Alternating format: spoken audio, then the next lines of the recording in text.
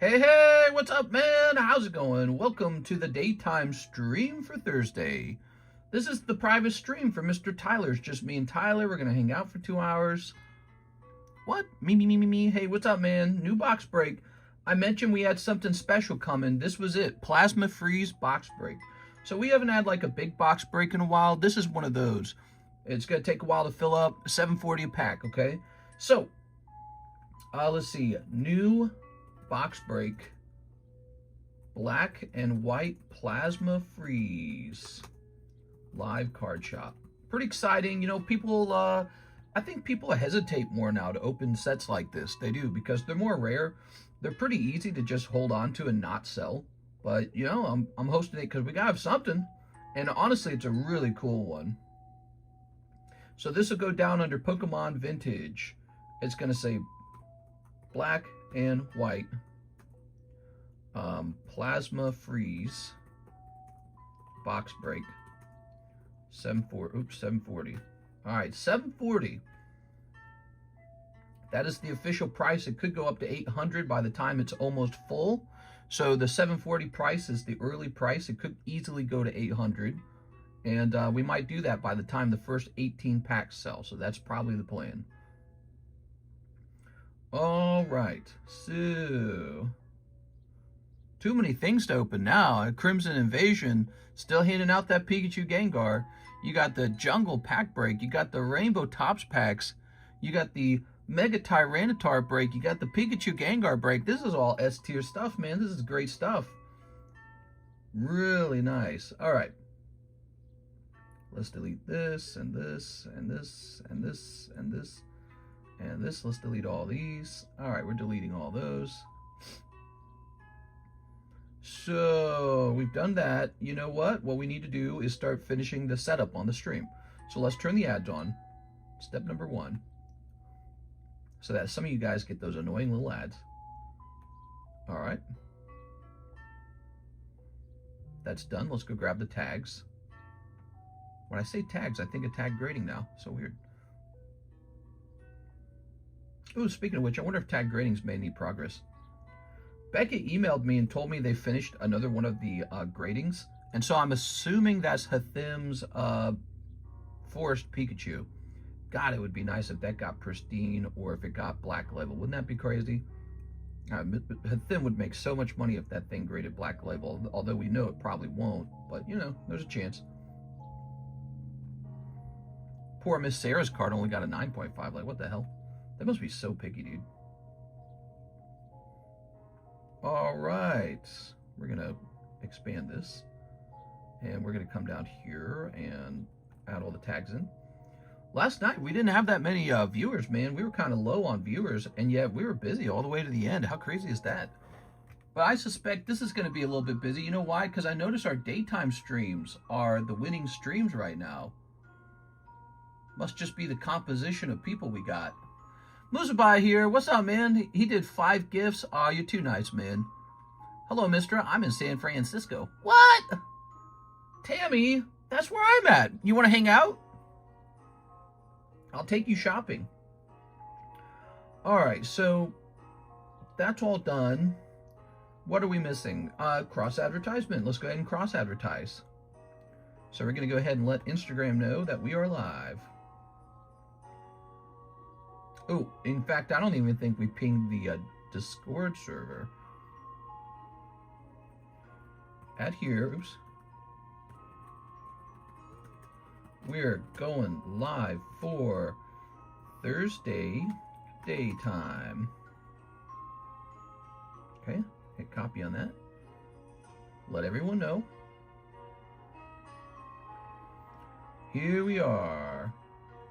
No ads, mister. No, there's got to be ads, okay? There's got to be ads, because if we have a live stream with no ads and somebody else does have ads, which live stream will YouTube want to promote? They're going to promote the one with ads on it, because that's how they make their money.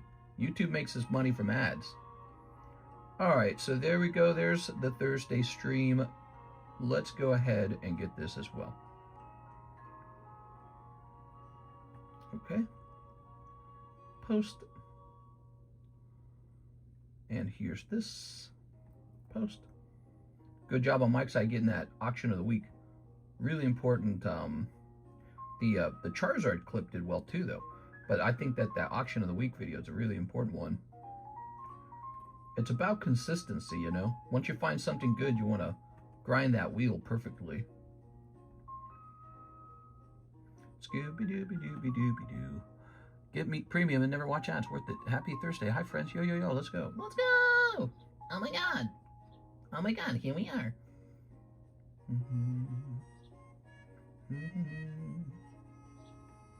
Your reel contains licensed music. Wow. So Facebook said that the latest auctions of the week video contained licensed music. We are.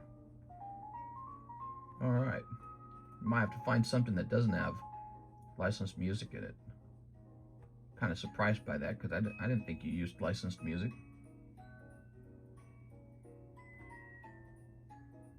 I'll reply to this guy.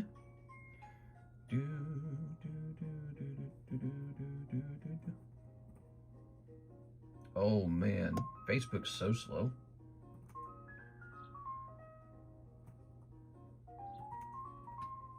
Oops. Wow, this website is crazy slow. Maybe I need to close it and open it back up. I don't know. I'm gonna close Facebook for now because that was not loading. Okay. Let's jump over here to degree grading. We're trying them out. Looks like my order's still on research. Let's refresh CGC. CGC logs me out. Why does it do that? All of those are still on the receive status. Here's tag grading. Come on, bro. Nope, still on quality assurance. Wow, these grading companies are freaking slow, dude. We'll never get our cards back, guys.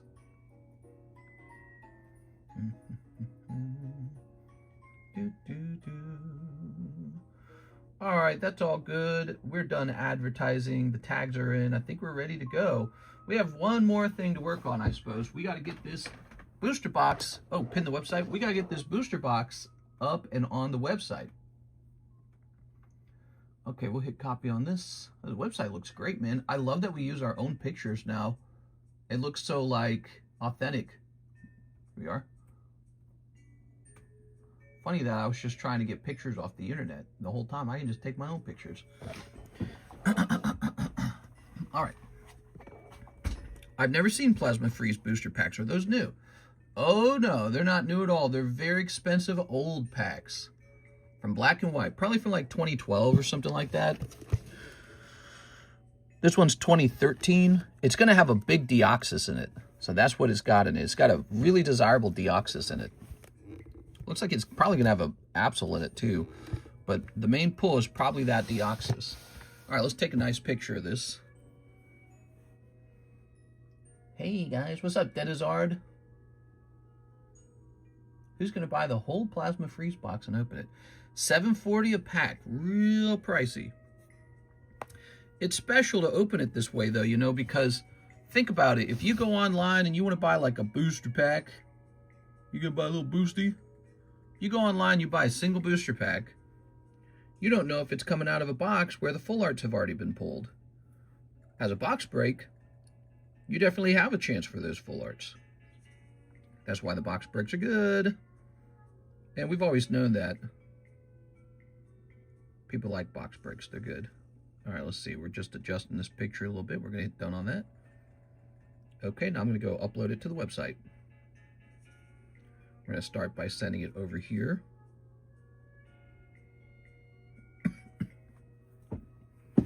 Cheap and affordable, $740.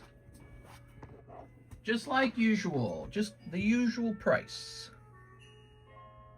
Cheap and affordable. We used to open Watsy boxes that way, you know. Not anymore for the Watsy boxes. Those have all like doubled and tripled.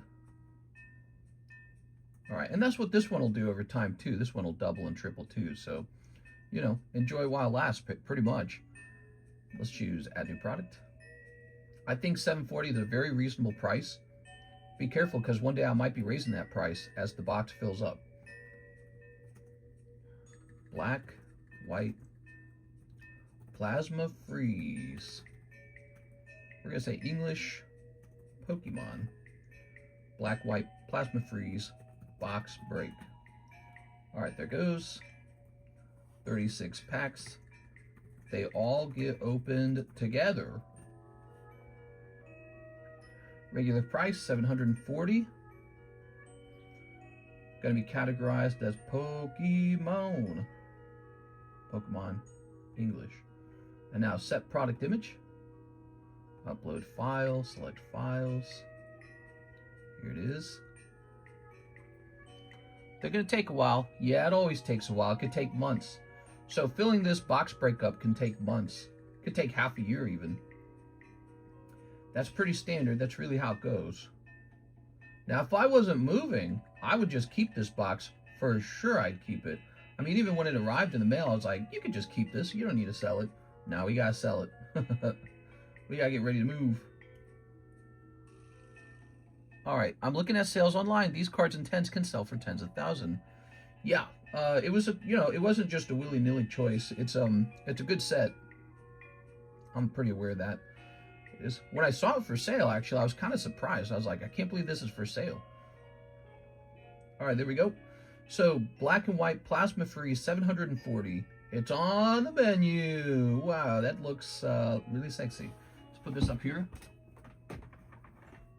All right. How I never seen this set before. You've never seen this one. Well, let me show you, because I got some plasma freeze cards myself. Not plasma freeze, but some of the plasma cards. Let me try to pull some out.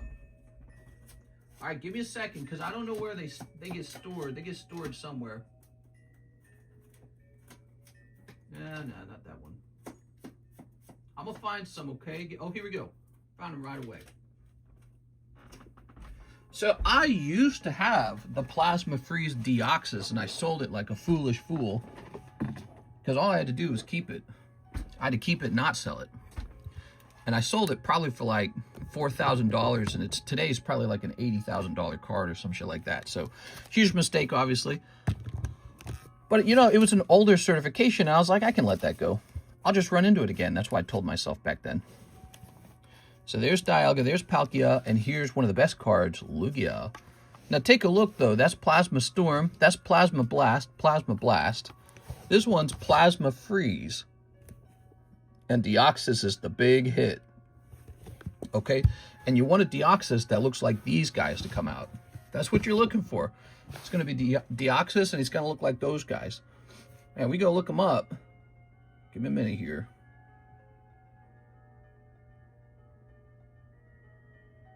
Okay, Plasma Freeze, PSA 10. Where's highest price? Let's see. Here he is. There's only 2 of them for sale. One for 100,000. Okay. Pop 34. I used to own that. I'm so dumb I sold it. And here's the other one. That one's got a higher grade on it. They want 135,000 on it. Okay, so those are the chase cards priced at around $100,000. And you could buy 1 pack for $740. How nice is that? Here's a secret rare from it. So this is actually a shiny Pokemon, and it's a textured card too. This is considered like this is the secret rare from the set. There'll be a couple of those. Here's a lovely full art Latios. And these guys are hitting record prices these days. I mean, look, 40,000. So, I'm telling you, there's a chance that the price of $740 goes up to $800, okay? Could go up to $800 pretty easily. It'll be part of it'll be me determining how fast it's selling. All right, check this one out. $15,000 Plasma Freeze Umbreon. So pretty good set. All the plasmas are good. They're all good. You can see here's Glaceon and Leafeon. Here's some lady. Here's Cofagrigus going for 3K. It looks like there might be a Latios in it as well. Or Latias. Black, white, first edition Latias. Let's see. No, that one says Thunder Knuckle. Oh, wait, that's Japanese still then. Yeah, that's Japanese. This is the promo. Is that a promo? Let's see. Plasma Freeze. Look, this one's a PSA 8 from Plasma Freeze, and they still want $312. So Just one card. Let's see. Not a lot here, actually, probably because there's just none of it out there to actually buy.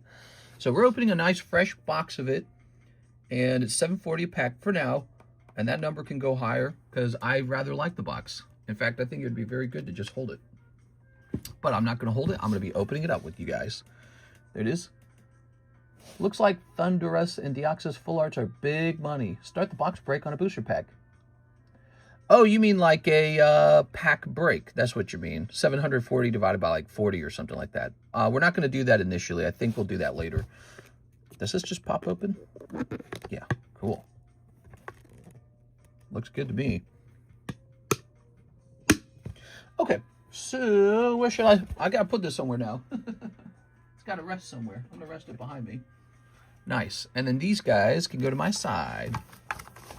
There should be more, right? Oh, they're all right here, aren't they?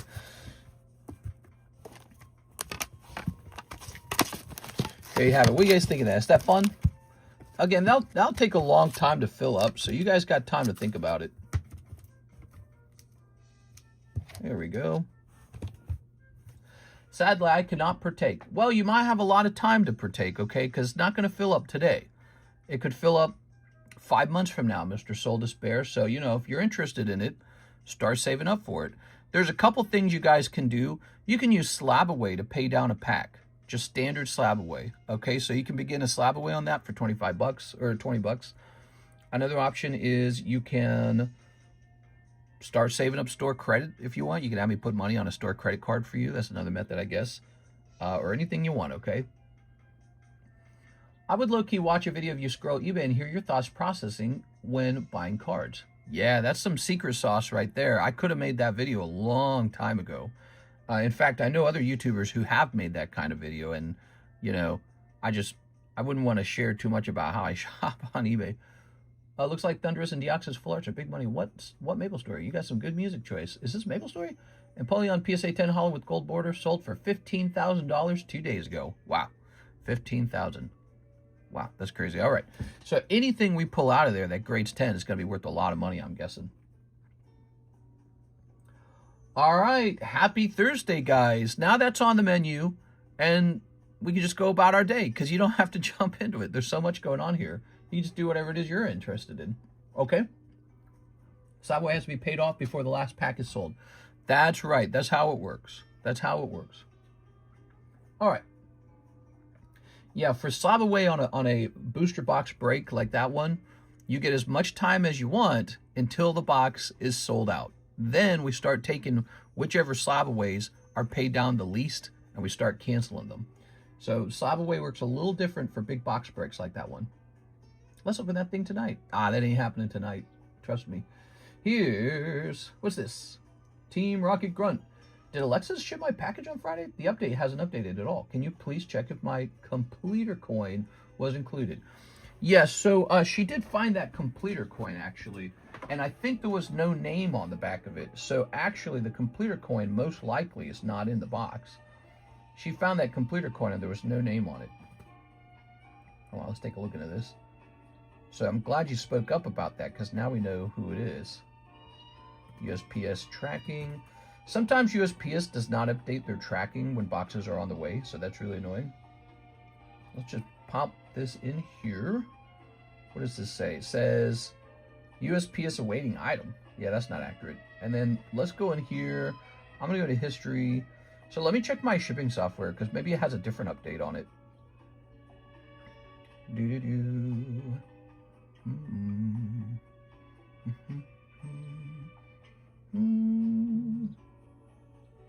Scooby Buns. Weird. That one says printed. That is strange.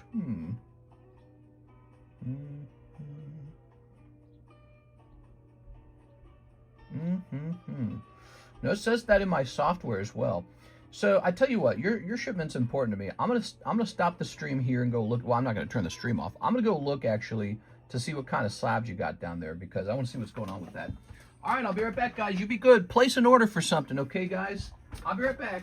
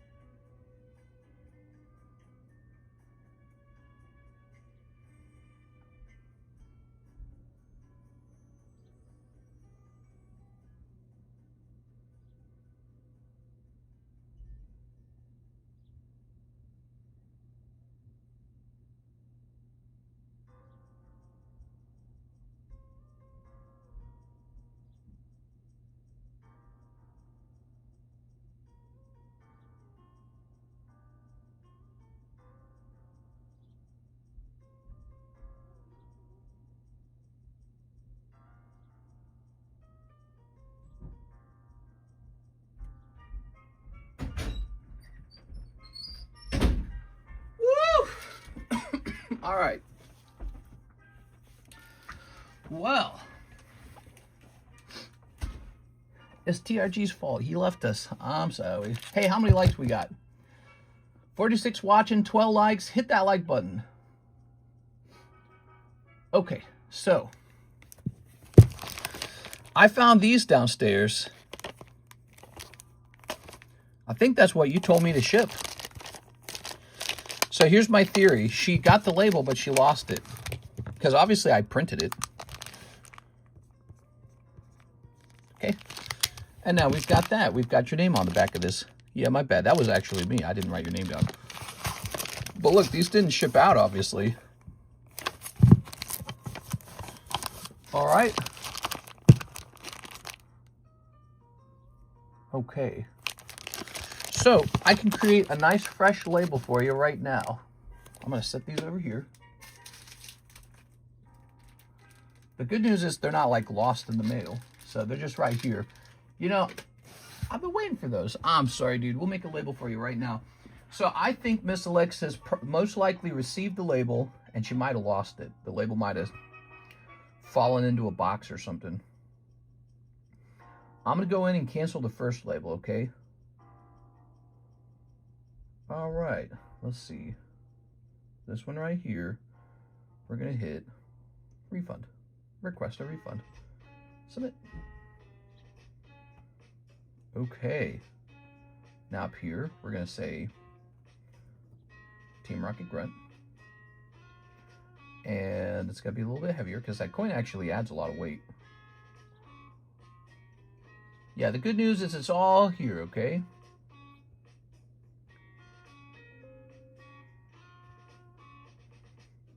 Oh man, it takes forever for these labels to calculate. That's fine, we'll let it calculate for a minute. Let's get a refresh on these slabs. We've got Consignment Pikachu. King of Clubs Mario. Boop, boop, boop, boop. Here's Talon's Dark Reach. Here's Togodiile. Here's Salami. It's Salami. Who's this? Is this that's a Team Rocket card. It is. Can you put those slabs up in the table to see if any buyers till tomorrow and just ship out all my slabs tomorrow? Well, let me print this label. Print. Just ship out all my slabs tomorrow. Does that mean you want this one shipped too? Here it is. Okay, so we got the label this time. What I'm thinking of doing this time is I might take your slabs and put them in a baggie this time with the label, so that doesn't happen twice.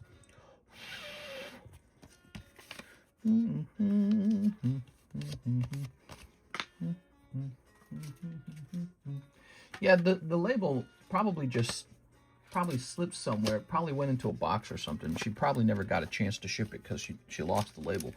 Put these into a bag. So let me show you what he had, by the way, guys.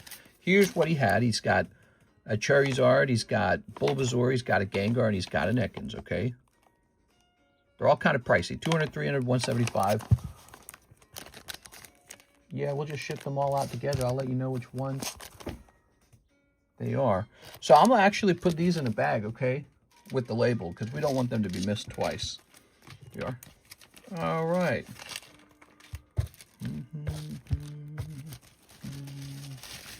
There we go. All right, just like a regular shipment. Okay, lovely. So I'm going to grab this. The Lego Break Kanto badges. That's not here yet. This guy, I think this guy's overpriced. I saw a red Blastoise sell the other day. He didn't sell for $1,700.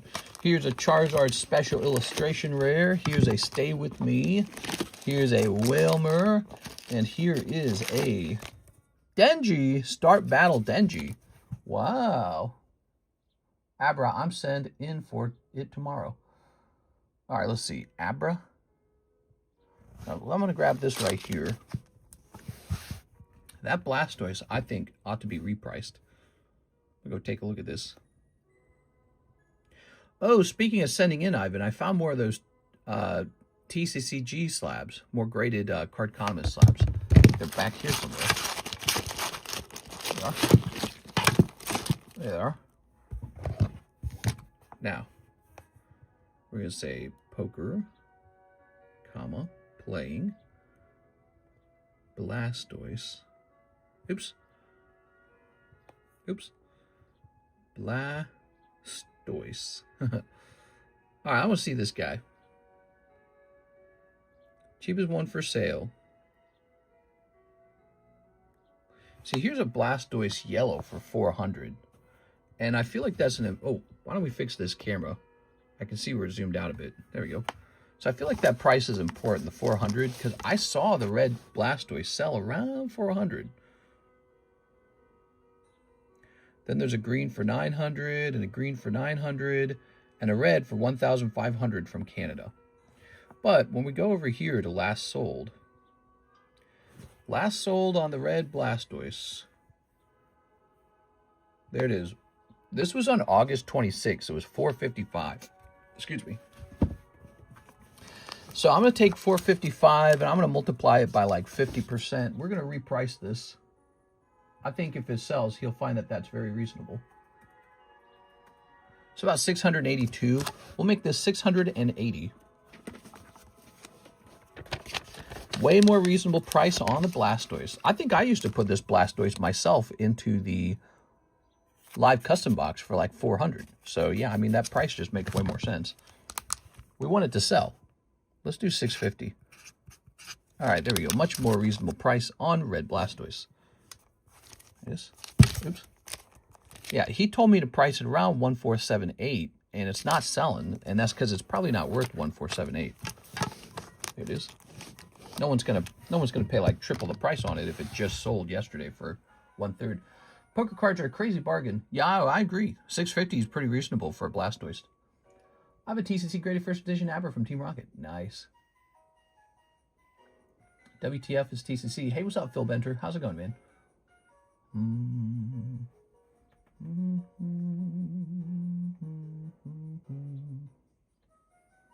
We are. All right. Give me a second here. Give me a second here.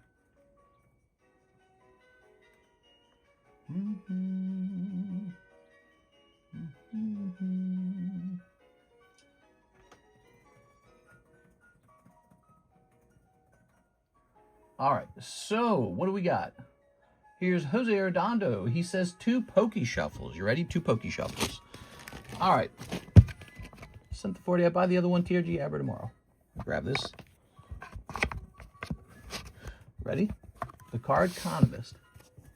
1, 2, 3. Mr. Jose Arredondo. 1, 2. These are yours.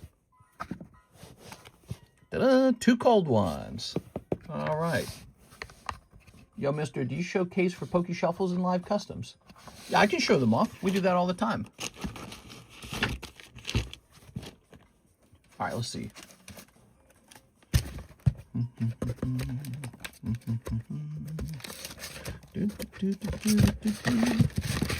So this is the live customs right here. Check it out. Here's what's in it. We've got Dark Electrode. We've got the High Ground. Star Wars the High Ground 10. Here's Pristine 10 Regigigas. There's a red deck Tangela. Here's a leaf green deck Tentacool. Grimmsnarl. Howlucha. McDonald's Pikachu. Pristine 10 Psyduck. Misty's Goldeen First Edition from Gym Heroes. Geodude from Neo Revelation. So some nice vintage in there. All right, let's see. Here's Dawn Altart. Nobody wants her. Look, she's down to 75 now. Here's Snivy 10. I don't understand that. It's a decent card. I guess it's because maybe people shifted away from wanting like waifu cards. Here's Snivy Poker. Scissor Poker. Actually, I think the Scissor is a better deal than the Snivy. Here's Totodile. That was a really, really good deal. I like the Totodile a lot. Pristine Coughing. Salamence, down to 50. This is Dark Arbok. That one's really cool. Sandslash. Gyarados. These are all in the live customs. All right, here comes Team Rocket. Unknown A. Suicune 10. Charizard Vivid Voltage. Hitmonlee. PSA 9 Deoxys Defense Form. Meltan Pristine. Look at that. Noctowl, Charizard XY, Classic Collection Mewtwo, which no one's pulled that. I wonder if that's really in there. Here's Raikou Super Burst, here's Squirtle, and here's Rocket's Moltres. You always have to wonder sometimes if a card hasn't been pulled in a while. I mean, it is possible that it just keeps getting danced around. Pretty neat. Here are the Poke Shuffles. So these are cheaper. All the slabs in here are cheaper. Mister, I forget, can you slab away a consigned slab? Yeah, you can do that. Unless the person asked me not to. Here's Spinarak. Here's Clean Clang. Here's Master Ball Nidorina. Here's Scolipede. Diglett. Command Tower. Zacian. I definitely buy the Moltres. Nah, he's got to be in those breaks.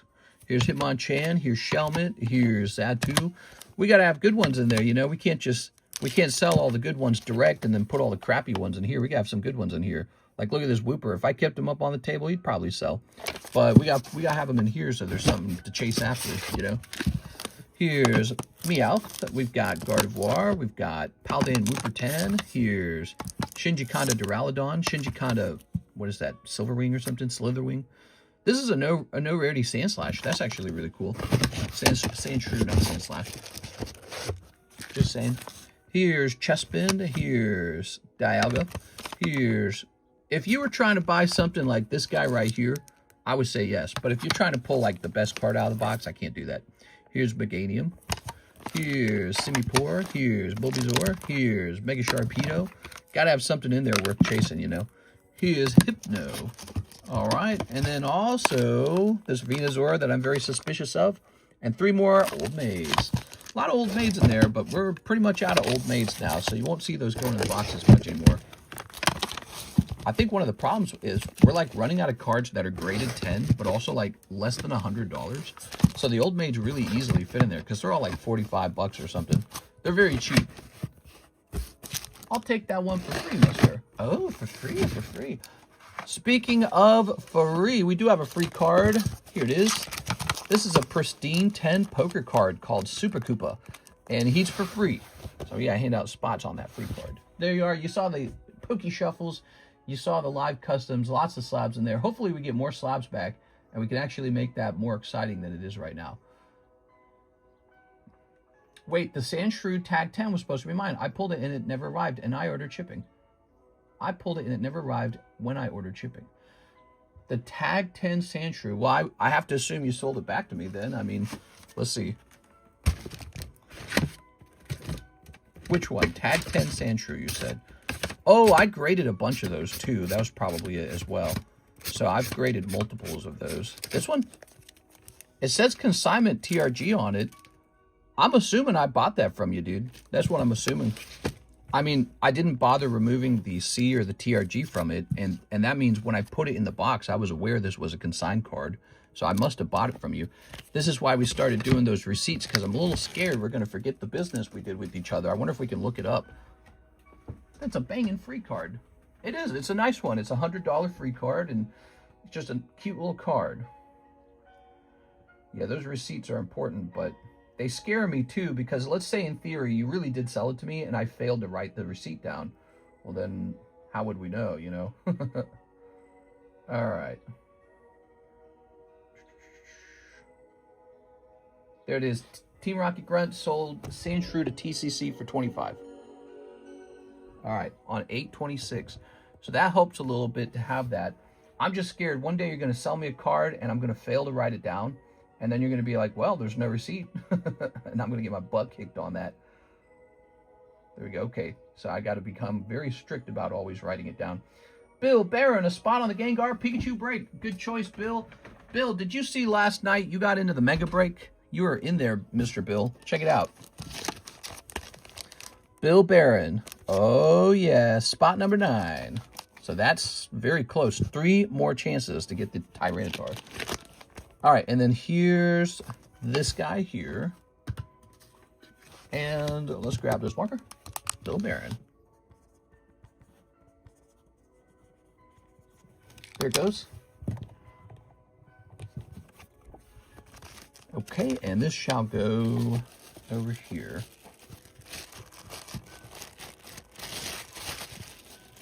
Very nice. Number 19. Oh.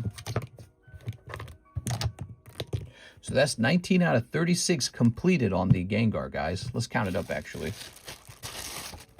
1, 2, 3, 4, 5, 6, 7, 8, 9, 10, 11, 12, 13, 14, 15, 16, 17, 18, 19. We're up. We got it perfect. We're at 19 out of 36. There's a sub list with 2 spots on it right now. That guy's moving fast. Somebody's going to have a Pikachu Gengar by the end of this. Pretty insane. One of the largest breaks we're hosting other than the Mega Tyranitar, and it's actually moving really fast. Like, I wonder what finishes first, the Tyranitar or the Pikachu Gengar. Okay. All right. Good. Popping that there. Let's see what's next. We've got Jesse Salinas, $50 towards my Pichu Cyberway. All right, let me take care of that, Mr. Jesse. You know, it was cool yesterday, yesterday night. I had 2 people sign up for that consultation that we do now. And I thought that was so crazy. I felt like I have a job just sharing knowledge that I've gained. Really interesting. Jesse Salinas. I was also surprised. I felt like I had a lot to share. But, all right, so we're at 350. It was like, what I'm trying to say is it was somewhat easy because I had so much information saved up over time. Prismatic. 1 pitch black. You got it. 1 prismatic and 1 pitch black. There we go. We ought to host a break on the Sundreon. Would that be crazy? Hope the Harry Potter pack split gets some traction. We have a base set Harry Potter pack split, guys. For those of you who just want some whimsy. It only costs $6. It doesn't really... There it is. It's not really a big thing. But there it is. I mean, you could end up pulling a nice Harry Potter card out of there. And hey, if it grades 10, it could be a big deal.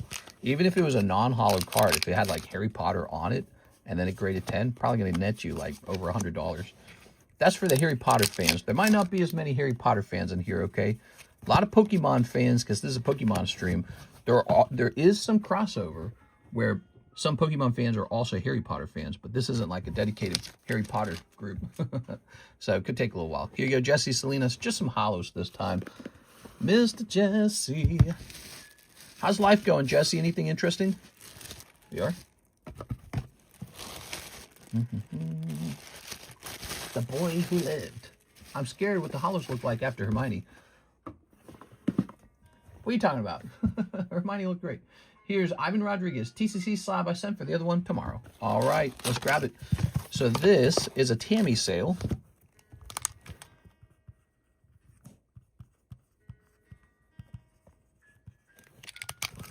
I'm now here. I cannot understand how to participate in the Gengar slab. Hey, what's up? You got to spend money. That's the trick. You got to spend money to jump into a break. So if you're wondering how to spend money on this stream, get your booty buns over to the description, okay? The description of the live stream will show you PayPal, ZELLE, CASHAPP, VENMO. It will also show you a link to the website. So you can use the website to buy what you want. In this case, you'll have to use a setting called custom payment, and then you write down what you're buying. You say, I want into the Pikachu Gengar break. You say you want it $128, or maybe you want the sub list. That's $33 with the 1 in 4 odds. But you'll use custom payment for that because I don't create a listing for it on the website. Breaks don't get they don't get their own listing. You just use custom payment. Now, if you don't want to use the website, you just use PayPal or whatever you like. Maybe you like ZELLE. Maybe you like CASHAPP. Go into CASHAPP. Send me 128. Say Pikachu break, Pikachu Gengar break. Say that, okay? Say you want the sub list for $33. Go into PayPal, send me $33, and say, I want a spot on the sub list, $33. And then I'll get an email and I'll take care of you. I'll put you in there, okay? So that's how it works.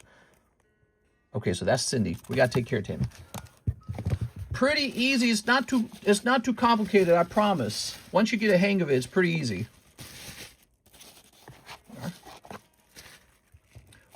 We're a card shop, but we're a card shop where everything we do is in a live stream. Some people call that rip and ship. Some people call it a live card shop. There's different things to call it. So this shall be $91. Wow. Sent to website orders. All right, sounds good. And we have to create a receipt of this. Help me remember that, will you guys? If I ever forget, let me know I didn't create a receipt. It's called the Consignment Sold channel. So I say Tammy Lowe.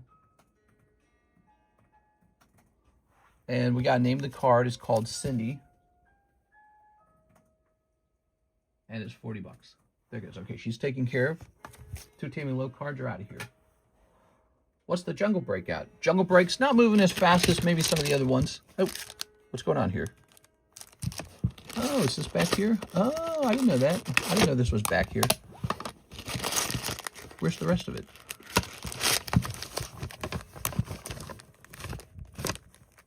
Oh, that's strange. Where's the rest of it? Oh, it is. All right, let's grab this thing here. Should I just put a new Topps pack in here? I guess I'll just put a new Topps pack in here. All right, so we just set this up with another Topps pack for now, so that it's at least it's on the table doing something. I was thinking of setting a new set in there. So here it is. Is this set up correctly? Yeah, it's set correctly. So here's the Jungle Pack. Ryan Trejo. No one has taken up your challenge, your gym break challenge there.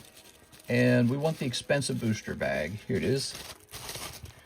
1, 2, 3. All right, so it's 3 out of 11. And when your gym break's done, it's 4 out of 11. So it's got a ways to go. It's pricey. It's pricey, you know. It's not as cheap as Harry Potter for $6. A lot of breaks, guys. A whole lot of breaks. Somebody's got to get something, right? Ivan Rodriguez, we're done with your order. Thank you so much. Now we have an order from, I think it's something from Jefferson in a second here. You never put a new Topps pack split. That's why it's empty. Yeah. So, Mr. Jeffy Weffy, he's got 2 separated orders. Order number 1. So, in order number 1, let's start putting it together. You want a Sneaker Bunko Volume 2. Oh, what is this music? It sounds terrible. Wait, can I just skip this? Skip. All right, there we go. So, Sneaker Bunko Volume 2. We got just 1 pack of it left in this baggie. There you go. Fuji Bunko Volume 2 First Edition. Fuji Bunko is green. This one. Okay, that's the Japanese one, so it's probably not capable of being First Edition. So it's probably this one that you want. Well, this one's also Japanese. Wait, I'm confused. This happens every time with Fuji Bunko, I swear. So this one is fully Japanese. I can see it. It's fully Japanese. And this one over here. Ah, this one does have some English on it. Got it. Okay, that's it. Okay, and then Weiss Nikkei. I've done the pre-order for Weiss Nikkei now. So we've got a pre-order on it. It seemed a little bit cheap, which makes me think that they're once again going to do those small booster boxes. You know, 10 packs, 12 boxes in a case. That's my theory. The cases are like half their size that they used to be. Oshinoko Volume 3. Okay, Oshinoko Volume 3. So this one's brand new. Here we are. Got some Oshinoko. ReZero. That's right here. Ooh, we need a fresh baggie for the ReZeros. You've got this as well. So ReZeros. Do I have a box of it? I just had a box of it, and I took it out of the room. I'm so goofy, dude. All right, I'll be back.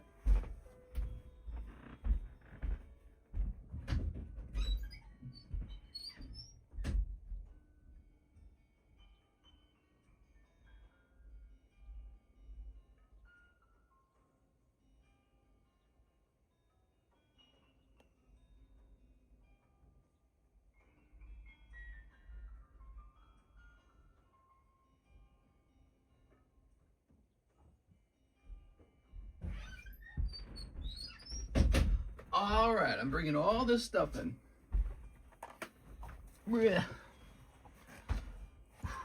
Hey, what's up, CS Man? How's it going over there? So, here's this. You back to school? You back to college? Life treating you good? You probably see we have a very serious box break going on. Plasma freeze. Okay. Okay. So, ooh.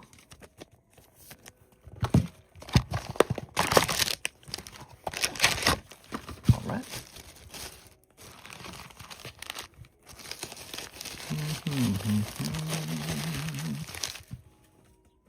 Lots of Chainsaw Man to sell. Chainsaw Man. I remember we used to sell a ton of that, man. It used to just move. Now, Gushing Over Magical Girls. Let's see. Where's Gushing Over Magical Girls? I think it's back here. Sanrio. No, it's not. Let's check the last box. We had some crazy openings last night. If you guys weren't there. Oh, man, we need another box of the Gushing. Okay, give me a second here. When it's time, you know. Let me go get a fresh box.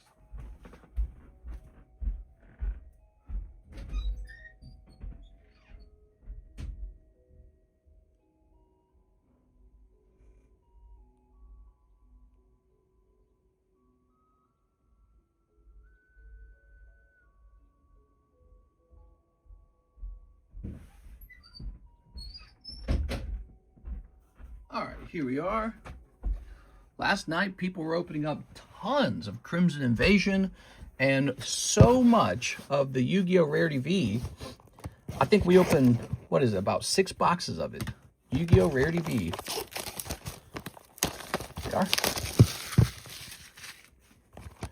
So you will receive this one. No promo in this, huh? I'll jump in around when the halfway mark is there. You're welcome to do that, CS-Men, but by then it will almost certainly be more expensive. So I just let you know that. I'd already determined that we're going to raise the price about halfway in. I said that right at the beginning of the stream too. That's because a lot of people think that way. They go, I don't got to buy a pack now. I'll just wait for everyone else to fill the box. So the early packs are $7.40. Much later, it could be way more expensive. When the box is half full, those guys pay more per pack.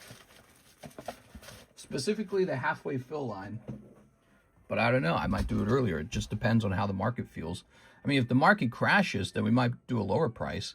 But if the market is getting stronger, it's going to go up for sure, just because, you know, I would anticipate that we can get away with that. So so you're going to see sort of a variable pricing. It's not going to stay really, you know, static. It's not going to stay the same. It'll be based a little bit on the Pokemon market itself.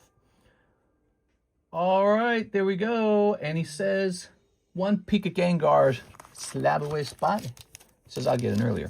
Yeah, $7.40 is the early price.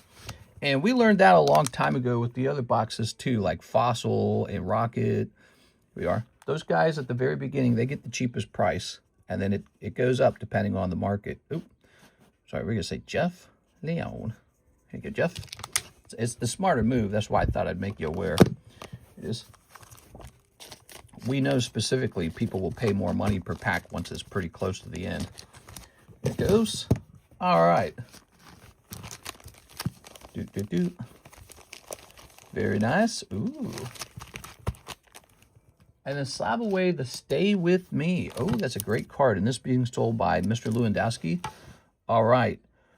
Oh, I have to warn you. So we're doing our rotation on these. And it's my job to look this price up. So we put them all up on the table. But I'm supposed to reprice these, okay?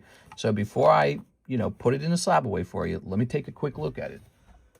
It's not my card. And it's my job to make sure he doesn't lose a huge amount on it. Let me just see if the price is about that much.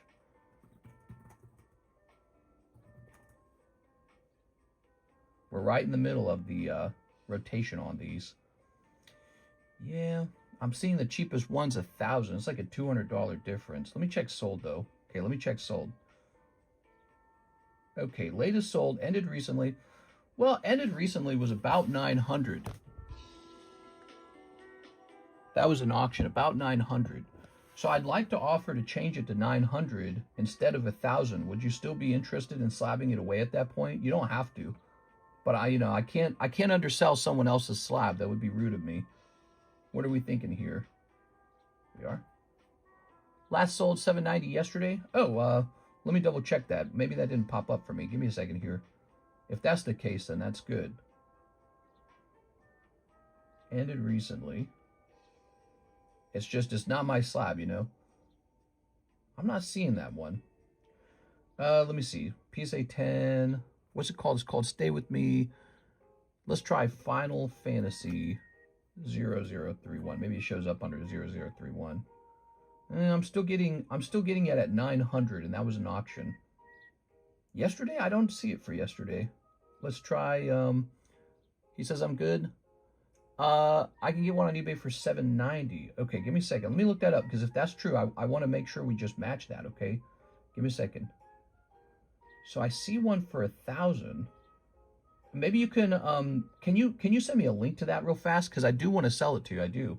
I just have to make sure we do our due diligence on it, because people trust me, you know, to take care of their slabs when it's time to sell, okay? So I represent him as well as, you know, getting you a nice deal. We just got to, if you could get me a link to that and share it real fast. Let me look at this. Stay with me. I know you got my DMs and Discord. Hey, that's my card. Yeah, there's Mr. Jonathan right there. So we got to make sure we do a nice job for him. And we don't want to undersell it because of, I don't know, I didn't feel like looking it up or something. Let me check sold. I'm not seeing it. I see one on August 3rd that sold for $750, but the latest one went in auction for $900, but that says August 9th. See one in July 9th. Let's see. All right.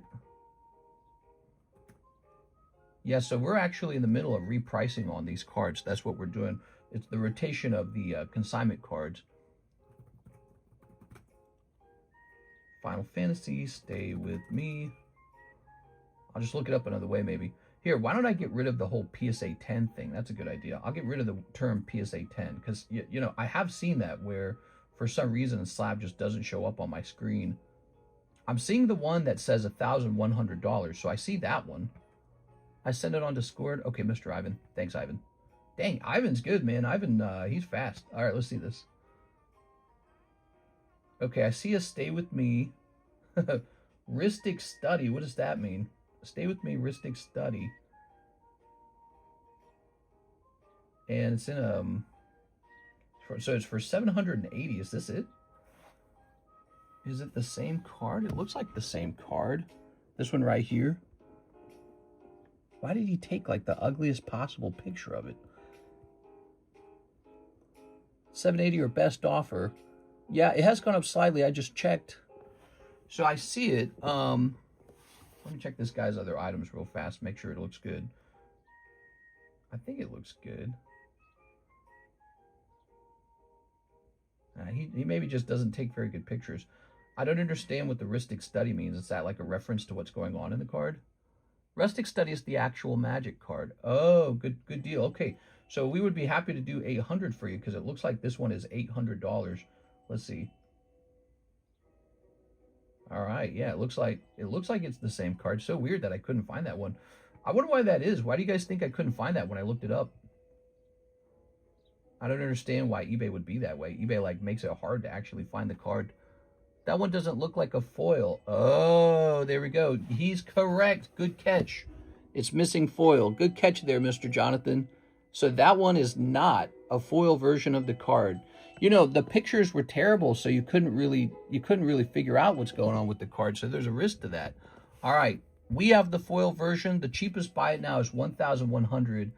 Mr. Lewandowski, I can offer it to him at last sold if you wish for $900. If you want 1.1 thousand up on the table, that's perfectly legitimate to do that. You can leave it up there and people can sweat over it and make their choice later. Just let me know, okay? I know it's my job to not let the card undersell. I'm you don't want to. I can just buy in eBay, no worries. Yeah, it's, you know, I don't want it to be like a negotiation kind of thing. Our standard is to just go with cheapest buy it now. There's still a benefit to cheapest buy it now. So let's say we priced ours at $1,100. Well, you're still not paying taxes on it when you buy it with me. So there's a lot of money to save right then and there. Let's see what that tax might look like on eBay. So that's just a fact. You save about $100 you know, when you purchase here rather than eBay, because I know eBay's gonna charge you about $99, maybe $90, but I know that's what eBay's gonna charge you in taxes. So I'm gonna let that sit for a second. Yeah, I want the price to go up. Sorry, folks, it's been on the table for a minute now. Yeah, I think that's fair for him. You know, he paid a lot of money to acquire it, basically. You get a big sticker on it. So, Jeff, I want you to think it over. It's still a good deal, in my opinion. You don't have to answer today, okay? So I don't want you to feel pressure to make some kind of choice under pressure or anything like that. But here we are. Here we are. So first of all, I want to apologize for making it look like it was so cheap, but we're in the middle of repricing these cards. These cards are getting repriced. We're in the consignment.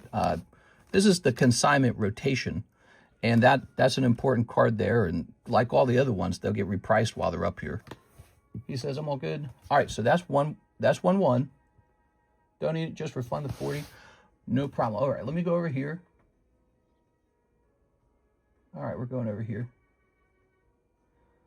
It'd be the same way if you were having me sell one of your cards, Jeff. If you ever had a card up here for sale, and, you know, let's say you had this card up for sale for like $800, I will make sure you get your full amount, you know, so it's got to be that way. It's a good thing, okay? It's a good thing. I make sure that you get your full amount on your card. He says, I just bought a foil 10 for $760 on eBay. All right, good deal, man. I'll go refund this over here.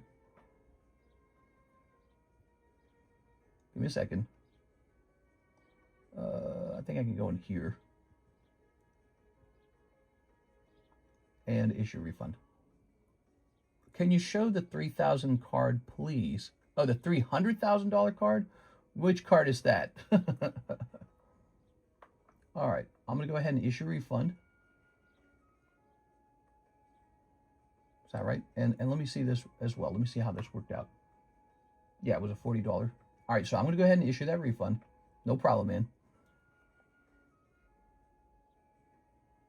Bro has multiple. I got some nice cards. Look at this. Here's that Lugia. Look at that Lugia.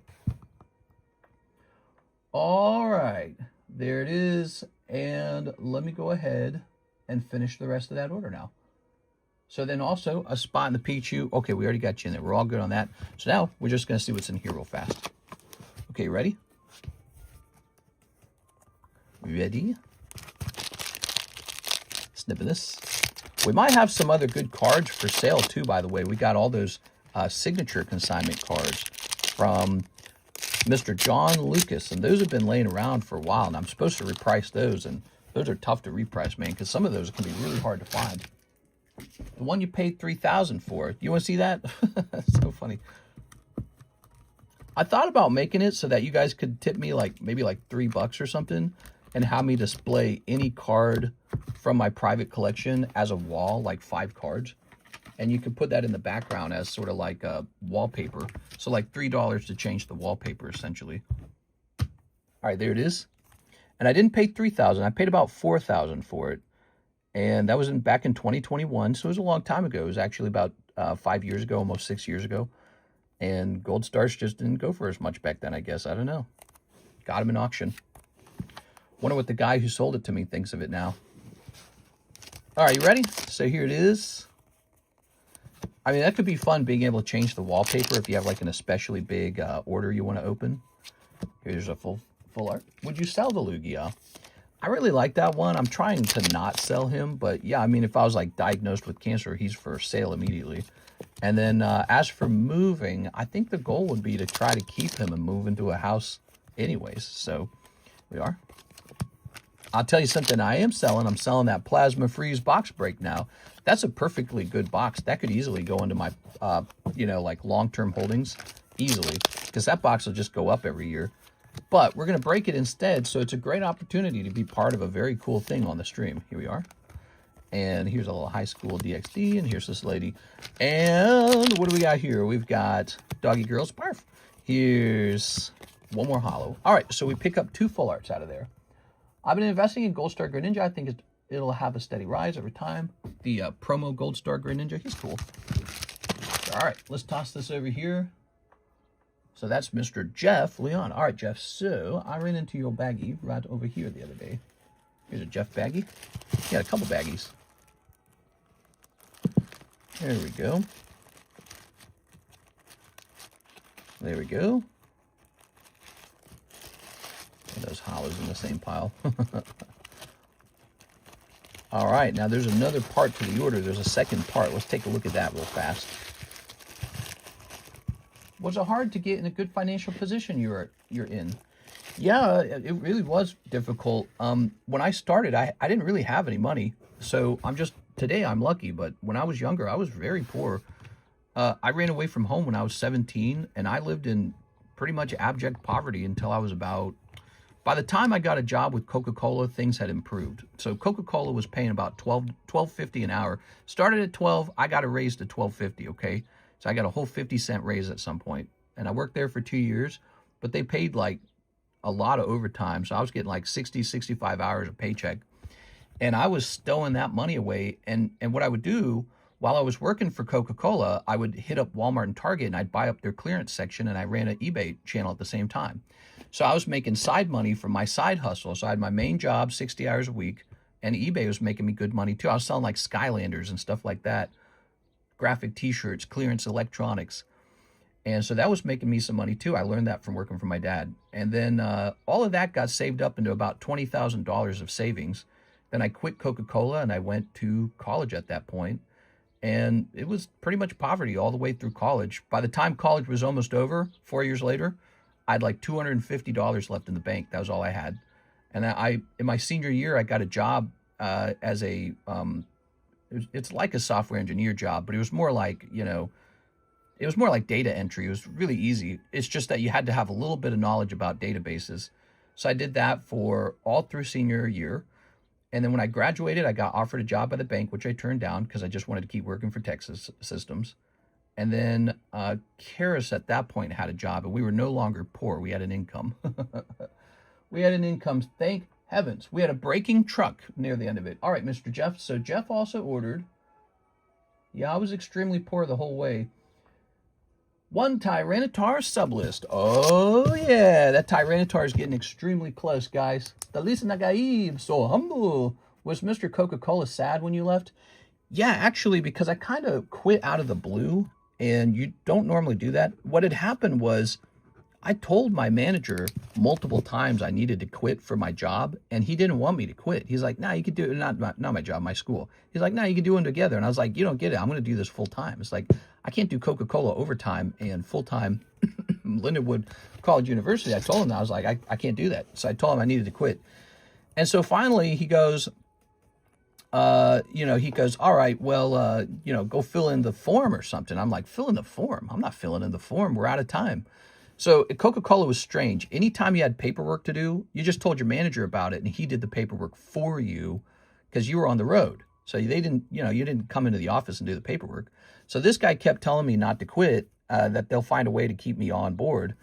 And I kept telling him, I was like, I got to quit because school's starting up like in 2 weeks or something, right? And so I quit without filling in the form, and that sort of triggered a big notice by like my manager's manager, and she called me in and had me bring in my BlackBerry. You had a BlackBerry, and she had me bring in my uniforms. I kept a couple of the uniforms. I was like, nah, I'm keeping some of these, like an old token of doing the job. And but she was very concerned that I was leaving because I was on one of the most important routes they had. It was the Clayton route in St. Louis. That's like the wealthy people route. Okay, so they had me on a very important route, and I was just very good at my job, and they liked me a lot. And so she didn't like that I was leaving either, but I was like, I got to do it.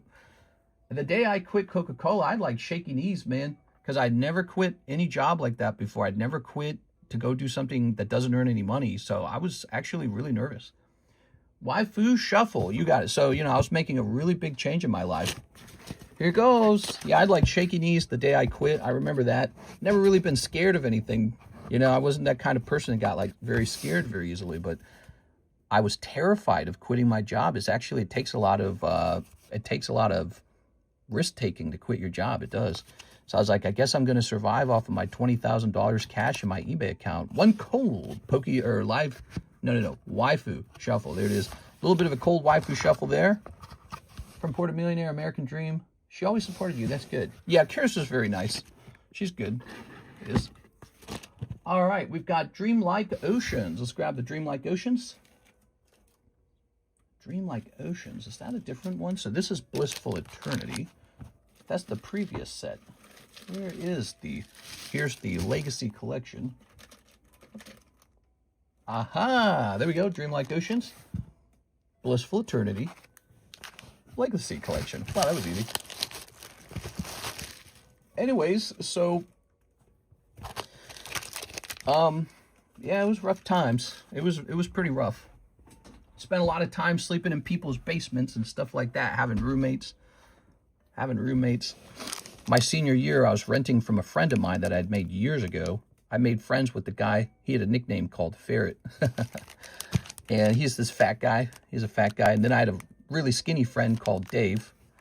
And we were all good friends. We were like losers together, basically. But Dave moved off to South Carolina. Ferret, he got married and he went into the military, and he came back and got a job as a security officer at a jail. And I told him, I said, hey, I'm in a pickle. I need somewhere to live cheap because, you know, I'm running out of places to live and I'm running out of money. So he rented to me for $200 per month, just $200. Of course, that was in a cheap part of Missouri, and that was years and years ago now. But it was still, you know, by renting standard, it was still pretty cheap, $200 a month. So he let me stay in his basement. Well, actually, they crammed us into this tiny little room, which was annoying, but they crammed us into this tiny little room, me and Karis, for $200 a month while we finished our school. And he did that because when I was a lot younger, when I was 18 and he decided to go off to the military, he had no money. And he needed money to actually get into the military. So he asked me, one of the stingiest people on earth, I was like Scrooge times 10 when I was younger. Ooh, I like the Xenos card, man. He asked me for a money loan, and I gave it to him. It was like $300. And that's like, you know, sweat, blood, and tears when you're like 18 and you have no money. It's like the most precious money of your life. And he used that money to successfully get into the military. He had to like travel and have just some stuff, I guess. I don't know what he used it for, to be honest. But he took some money from me. He took some money from Dave. And from there, from boot camp, that's where he met his would-be wife. And so his life turned out successful after going to the military. And so then he was kind of helping me much later, because I was probably about 24 when, I was 24 when I was working for Coca-Cola. So in my senior year, I was about 28. So he already owned a home. He already had a kid and another kid on the way. And he had a dog and he had a job. And here I am. I look like the ruffian now. And because I was more in control financially than he was at 18. But now I looked like I needed help. And so he helped me out. And so he was really nice for that. And honestly, I felt kind of like I was imposing when I came into the home, like, you know, like, oops, sorry. So we got Ash Full Art, Bosch, and Xenos. Very nice. Let's get this into your bag. So that was it. It was fun at first. Near the end, though, I could tell his wife could not stand having to share her home. He loved having me over. He was always a very sociable person, so he loved it. I think he was maybe even bored with his current lifestyle, and having us over was exciting for him. All right, let's see. They posted the picture of the tourist. They haven't heard back from. Oh, that sucks. So he liked having us over there. He would talk to us. There you are. Ooh, look at this red ice. Here's Evie. He's a cool guy. Here's Tom Nook. Long time ago, he and I used to share like pictures of our girlfriends. Kind of messed up, I guess. But yeah, so we graduated 4 years through college together. Karis and I did, with computer science degrees, really tough degrees. I mean, it just was like I had already had a degree in associates in business, and business classes are so much easier. You just like memorize vocabulary. And then computer science, you have to write like actual code, like software. And that takes like 3 or 4 days, and they expect you to just get it done really fast. So, you know, it's very pressing. Karis gets a serious job. I get a job in the senior year. She gets a job after we graduate, and that basically saves us. And so, you know, it was like a plan, and we executed it and came very close to being broke, came very close to running completely out of money. We had so little money left at the end. We were already creating plans for one of us to drop out of college to get a job. That's what we were doing near the end. We're saying, well, one of us might have to drop out of college to support the other person. And, you know, we kind of made a deal. Whoever got the better offer would be the one to take the job. And then one person would graduate and get, you know, they get their job, maybe paying like $60,000, $70,000. And then the other one would then go on to finish school. So that was the plan. All right, what do we got here? Raphael. So we had plans for if we failed financially, because it was getting that close. And when we shopped for food, it was so intensive. Food shopping was one of our biggest expenses that we had control over. And the rule was we have to get better than, we couldn't spend anything that we couldn't get a pound of for $2 or less. That was the rule. So as it turns out, food's actually pretty affordable in America if you're very strict about it. A lot of people have said you can't eat healthy because it's too expensive. And I know that's not true because of that experience Karis and I went through, because you can buy an awful lot of potatoes, cabbage, carrots, and rice, and those are all healthy. They're all home-cooked food. Potatoes, cabbage, carrots, rice. Lots of vitamins in there. You get your carbs. And then you can go buy ground beef. You can buy eggs. You can buy cheap cuts of chicken, and that's your protein. So the only thing that's expensive is going out to eat or buying like organic blueberries or something like that. You get bananas for nothing. Bananas are cheap as hell. So organic blueberries and going out to eat kills your wallet. So we learned all that. Mr. Raphael jumping directly into the Pikachu Gengar. It's getting close. We learned about how to do that, and then I got my famous ripped up sandals that I've been wearing ever since I left home. I stole those with me from home. So they're one of the only things that came with me that lasted all the way to the end. Just a couple things lasted all the way to the end. That old pair of sandals, those are my sandals that I brought with me when I was 17 running away. Here it is, 20 to 36. Wow, just 16 spots remain, and really this is going to fill up a spot too. They posted the picture of the tourists. Man, that's crazy. He's talking about the Nepal landslide. It was a bit of a landslide, wasn't it? All right, Raphael, thank you so much. And what do we got here? We're looking good here. You guys want to see those sandals again? What I ought to do, I ought to make like a video talking about all this kind of stuff. Okay, give me a second here.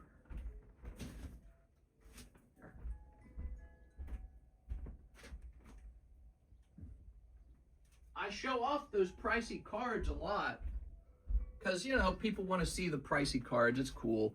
They only jumped in price like that in the last year. You realize that, you know, they weren't that expensive just a year ago.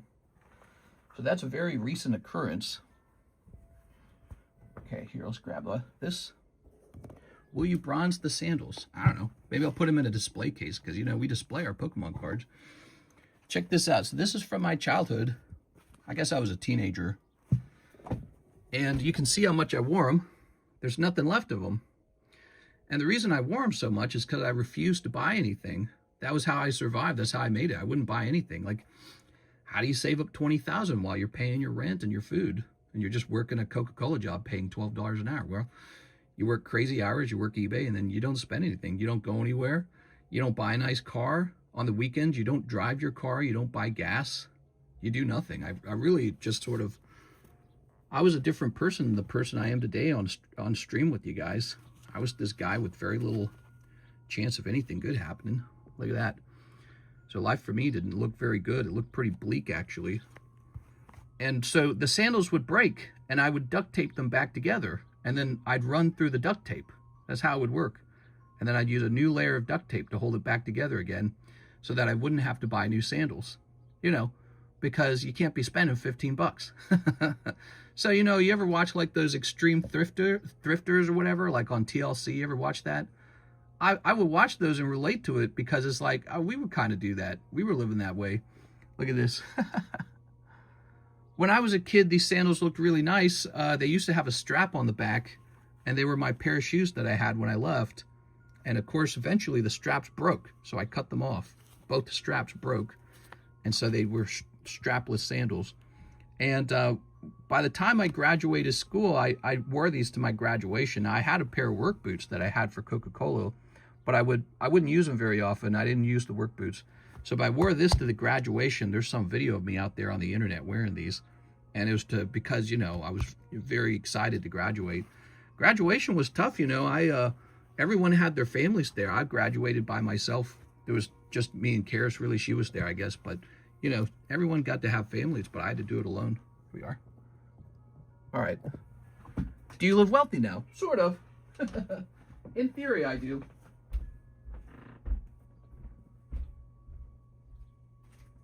All right. We got to put those shoes in a display case. Put them up on the shelf for fun. I want to display these scissors one day. Check this out. Your wife really lovely. She stayed with you wearing that. She was equally poor. She came from a family that was terrible with money. They still are. We got to put this on a samurai holder. He goes, all right. It's the pricey slabs in Discord, the only slab away options right now. That's right. That's right. If it's not on the table, if it's not on the PSA 10 channel, and if it's not in the pricey channel, then I don't have it. You can also check the, like these guys right here. Some of these are kind of nice. The problem with looking for a pricey slab to slab away is a lot of people grab them already. So, you know, constantly someone picks the best one out of the group and we run out. Do you drive a sports car? No.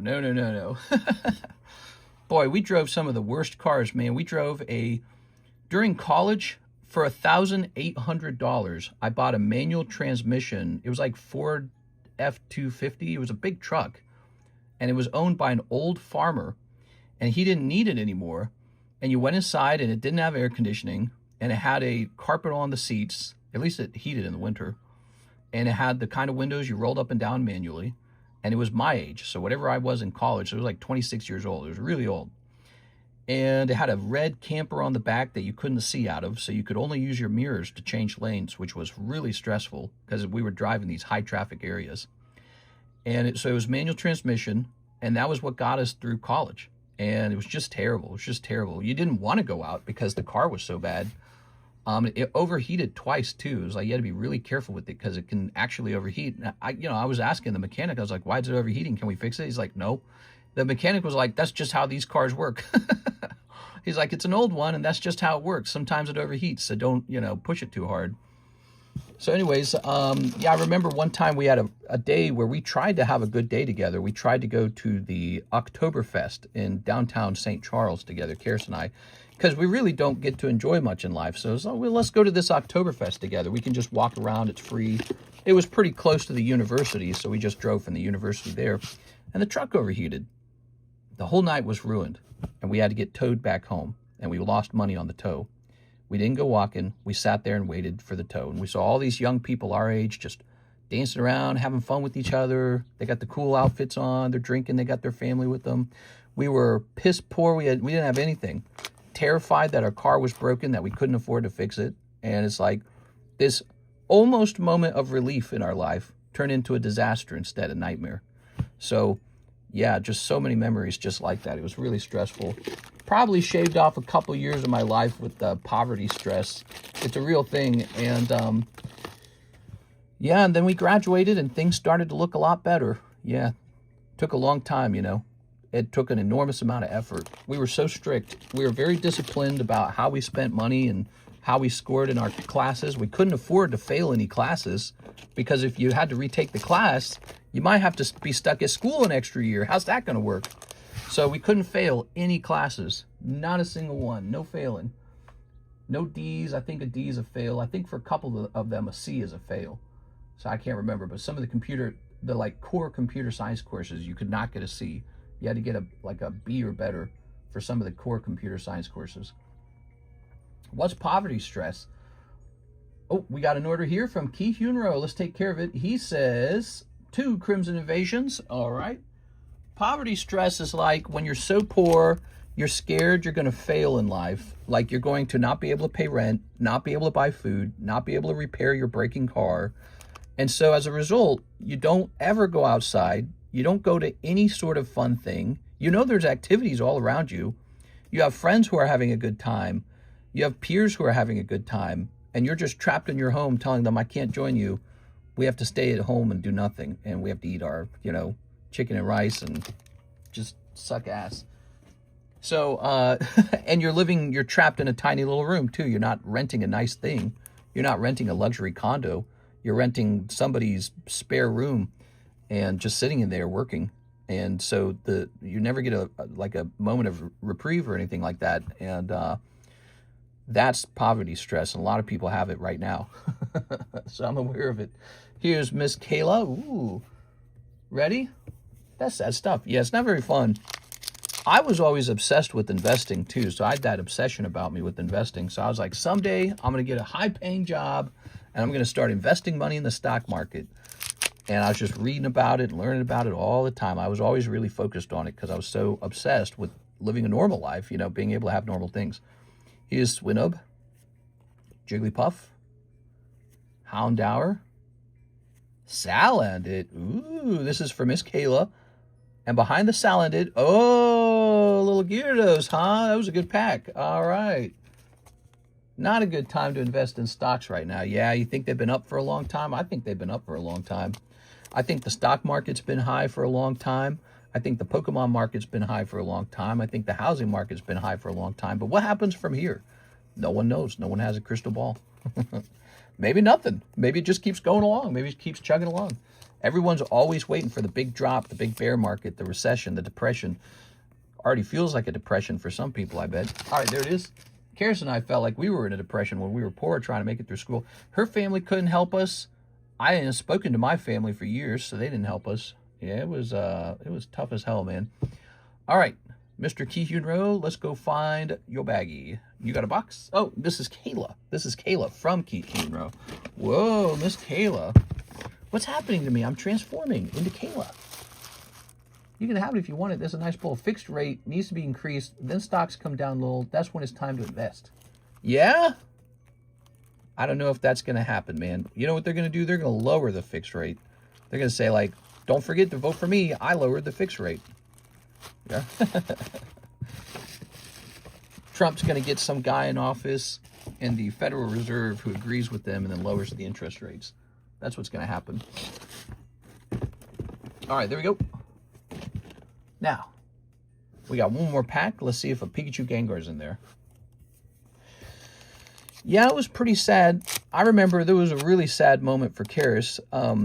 We were in the city of St. Louis at a, what was it called back then? It was a programmer event called Hackathon. It's called Hackathon. And it was at this big extra fancy arena. And it was full of programmers from all different universities across St. Louis. So the whole thing was full. And there was a competition. And the way it sort of worked is you put a team together and solved a problem that they put up on the board, like making a commercial product. And our school had a team, and we went over there to join it, and we couldn't join it because we weren't able to stay overnight because we just couldn't do that.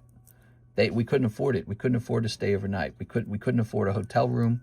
We couldn't afford the food. You had to buy like restaurant food. We couldn't afford any of that. And so ultimately we decided we had to go home. And so she really loves coding. I was doing the coding because I wanted to get a good job, but she was really passionate about it. And it had already been so many years of us missing out on everything, and then here's this thing and it's school related and she wants to be a part of something. She wants to experience it. It's this moment where you're in this huge arena and it has like a special feeling. Oh, what's this? Wow, there's the reverse holo Gengar. Wow, it's a great looking card. Look at that, everybody. Wow, so cool, man. Mr. Ki-Hyun-ro posted the reverse holo Gengar. Now we just need the Pikachu. Wow, look at that, guys. So neat. And, okay, just the reverse holo Gengar in this one. Very cool, man. So nice. Mister, you need to add 5-member giveaway to Musabot donation list. Yeah, I agree. Let's get that done as well. So we'll do that with, he donated like that $32 pack to Miss Kayla. What the hell? Is that like a small sleeve? There we go. Anyway, so, Karis was like crying basically all those years ago. I still remember it. We were sitting up in the upper seats of the stadium and she was really distraught because it's like we had so little good things in our lives that we couldn't even do this one simple thing. She wanted a chance to sort of, compete and participate in a special event, and we simply couldn't afford it. We couldn't afford to be out. There it is. Wasn't part of our budget, and, well, you got to stick to your budget or else, you run out of money. There it goes. So it was pretty, it was like a travesty. And it was a terrible feeling, too, because, we were like organizers of the Computer Science Club. I was the president of it. And these other coders are our peers. They're like our friends, basically. We knew all of them. And they're like, well, you know, you need to be able to stay overnight. They were saying that you need to be able to stay overnight to do this with us. And we're like, I don't think we can do that. So it was really, really, really stressful. Wow, look at this Gengar. It looks great. Now, I'm going to give you a little pre-grade. Are you ready? A little short one. I'm just going to say that looks a little off-center right there, don't you think? A little fat on this side, a little thin on this side. Okay. Might get a 9, though. Wow, the back of the card's nice and clean. I don't see a lot of problems with the back of the card, just the off-centering. So you got a little off-centering on this card. All right. Too bad I didn't pull anything when I opened 7 packs. That's the way the cookie crumbles with these packs, right? They are pretty random who they hand out the hit to. All right. You'll get lucky on another one, Mr. Team Rocket Grunt. Hey, you never know. The very next pack could have the Pikachu. It's not like they designed it to not hand out the Pikachu because the Gengar's been pulled, right? So the very next pack could be Pikachu, could be Haunter. Haunter's still pretty cool, right? Somebody's going to want that Haunter in a 10 to pair with the Gengar. Could be Pikachu, could be Haunter, could be Melodic, could be Cubone, could be Jigglypuff. You know, there's a lot of cool cards in there. Could be one of the Reggies. Reggie Steel, Reggie Ice, Reggie Rock. Mister, are you charging a slab away fee for Plasma Freeze? Right now I am, because right now they're $7.40 a pack, and we may raise that price later.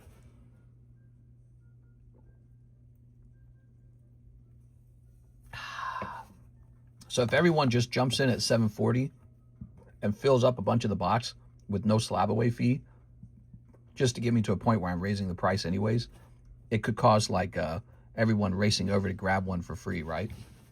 So we're not going to do that. Okay, one for me, one for Cat. One Ascended Hero pack. Put him on giveaway. You want to give away a pack of Ascended Hero today? I can do that. Wow, you just do a lot of giveaways, Mr. Bond. I'm really surprised. Let's grab this. It's a PSA 10. With 45.55, would they consider it a 10? No, I'm afraid they wouldn't. I'm afraid, well, I don't know what the exact off-centering of your card would be considered, but that card won't hit 10. You're hoping for a 9, and then a 9 could be worth, I don't know, maybe you could still ask for $1,000 on a 9, because, you know, if the PSA 10 is selling for 4.8 thousand, might not be that unreasonable to say, well, here's the 975 or something like that. Okay, so you can give that a try. But I saw the centering on it, and my perspective on it is that it's not going to hit that. Not going to hit that 10, that juicy 10. We are all right. Let's see. That also means maybe we're still hunting for it. You know, maybe we're still hunting for one in any of the upcoming boxes. Now we're going to change. We are going to change the giveaway code to KI, key. All right, here's the giveaway code. So this is a giveaway from Mr. Ki-Hyun-ro to you guys. Ki-Hyun-ro? I don't know if I'm saying your name right. There it is. You just type in those 2 letters, K and I. That almost looks like coding syntax there. Okay, let's see. I used to know how to code. I haven't done it in so many years now. I bet you if I did a refresher course, I'd remember it pretty quickly, but I don't want to brag about my abilities here because they're probably not that good. Cares could probably code like crazy.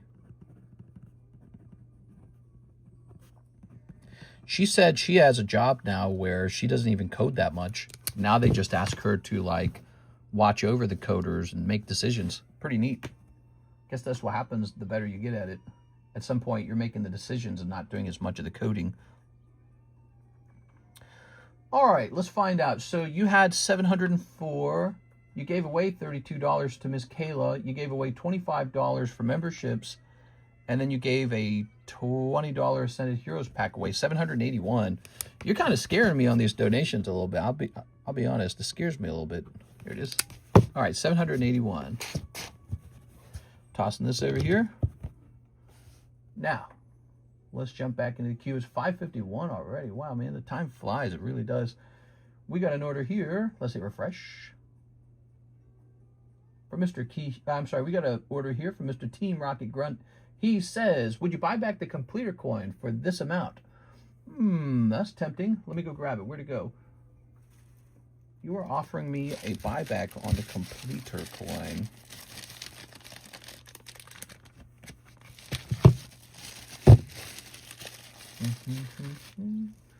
Meow, meow, meow, meow, meow, meow.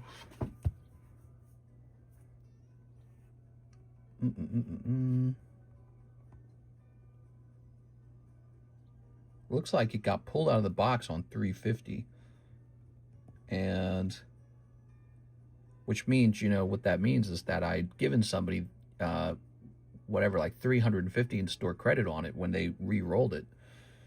And then you pulled it, and now you want to do 290. I mean, I'd probably be more interested in a number like 260, which would be a 75% of the 350. So, for example, if you put it up on the table right now for 350 and it sold, you would get about a payout of about 262.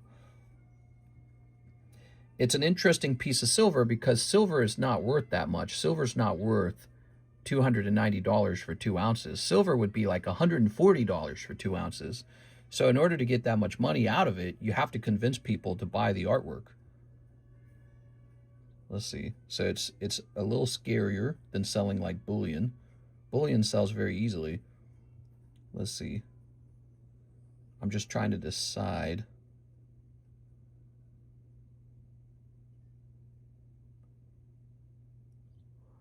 Let's see. I'm okay with 260. All right, give me a second.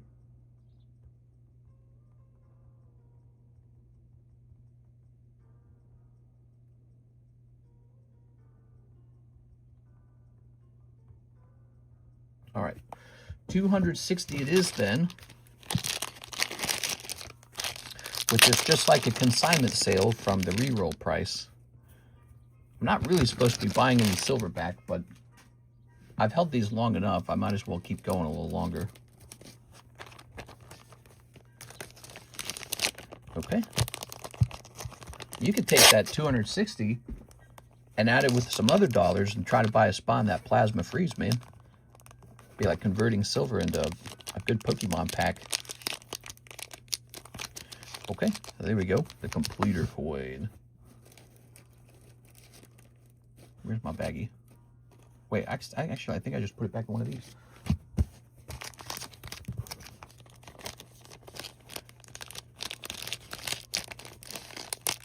There it goes. Set that back up down under here. And let's get your store credit card out. He just made a big sale. What do you guys think of that?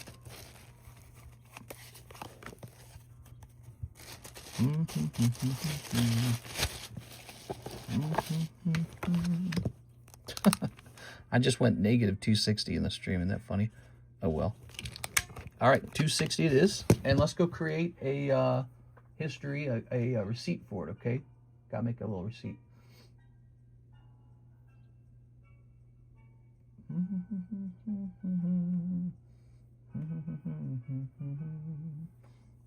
right, we're jumping over here, and we're going to jump into the consignment. Here it is. So TRG sold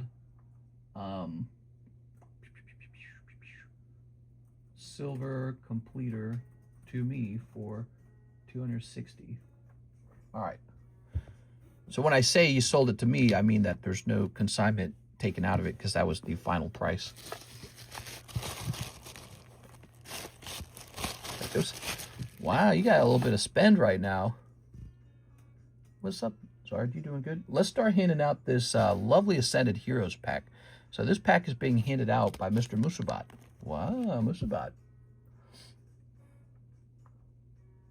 Let's jump over here and hit choose a winner. Cadian Rust. We're going to say 1 Cadian. 2. We'll put J-Dog in here. 3. We got AOG. 4. Loot Pack. All right, we got one last spot to hand out in this, okay? So keep typing in key. The 5th person will finish it, and then we'll roll the dice.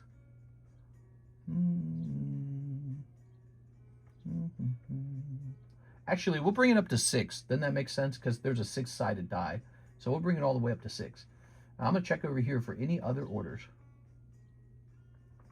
For the new box break, can we slab away the packs? Also, what's the price per pack? $740, and you can use slab away like this, the normal way. It would be $20 to slab it away, okay? Also, the schedule for when it needs to be paid down will be based on when the box is full. So if the box fills up in 5 months, then you also have to keep up with it, meaning we're not going to wait for you to finish paying it down, okay? Some other interesting news, as the box fills up, the price will go up on the pack. So $740 is the starter price, and we intend to bring it up to like $800 basically. So if you're liking the price at $740, you know, you snatch one, okay? Snatch it. Nightbot don't like me. Dang it, Nightbot. All right, so I'm looking at the queue. The queue is all full. Oh, we got a Team Rocket grunt order. All right, let's see what he's doing with this. His new PokeWealth. Thanks for the deal. Let me get a Tyranitar sublist spot. All right. Tyranitar.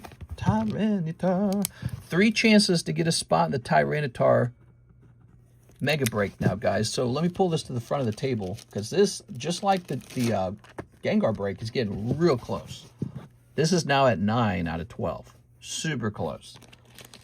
Also, the Gengar Break's moving faster. This is at 20 out of 36. 16 spots left. There's only 1 spot down here, too, okay? So both of these right here, they're on the move. People are loving these breaks. Somebody's going to pull the whole thing very cheaply, and everyone else is going to get hosed a little bit, all right? So get ready to get hosed. But yeah, people are still running these. Here's the Mega Tyranitar sublist. Consider this. There's only 3 sublists left. So you got 3 chances to try and grab that for 40 bucks, and then it's over. Now, 1 Crimson. Okay, 1 Crimson. 3 lives, and the rest of store credit into slab away. That's smart. Banking a little bit into slab away is a good choice, you know, because there's no risk when you do slab away. It's just you pay down a pricey item, and then one day the item's yours.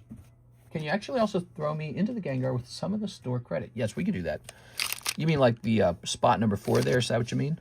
Okay, Jangmo-O, Phoebos, Stufel, Misdreavus, Kimiko. Ooh, the Magikarp. That's a decent one. And, oh yeah, EX Guzzy Guzzlord. I don't think Guzzlord's the most popular card, and yet he is a nice Sun and Moon GX. So look at that. So that's got to be worth something. Actually, I'm a little curious. What is that worth? Is he worth like 100 in a 10? I got to know. I got to know what this guy's worth, because he's pretty old, but it's Guzzlord. So I want to be able to speak about him. Yeah, look at that. I was so accurate. About $100. Guzzlord, 100 and a 10. So if this one grades 10, you just got $100 on this card. And look at that. It might actually have a shot. Wow. Pretty interesting. Now here's the Magikarp. Okay. Popping this over. Of course, you got to wait for it to come back. So that could take a little while. But he might be more expensive by then. You never know. All right. Fight Memory, Gastrodon, Gastritis. That Magikarp looks decent. He might be a 9, the Magikarp. Here it is.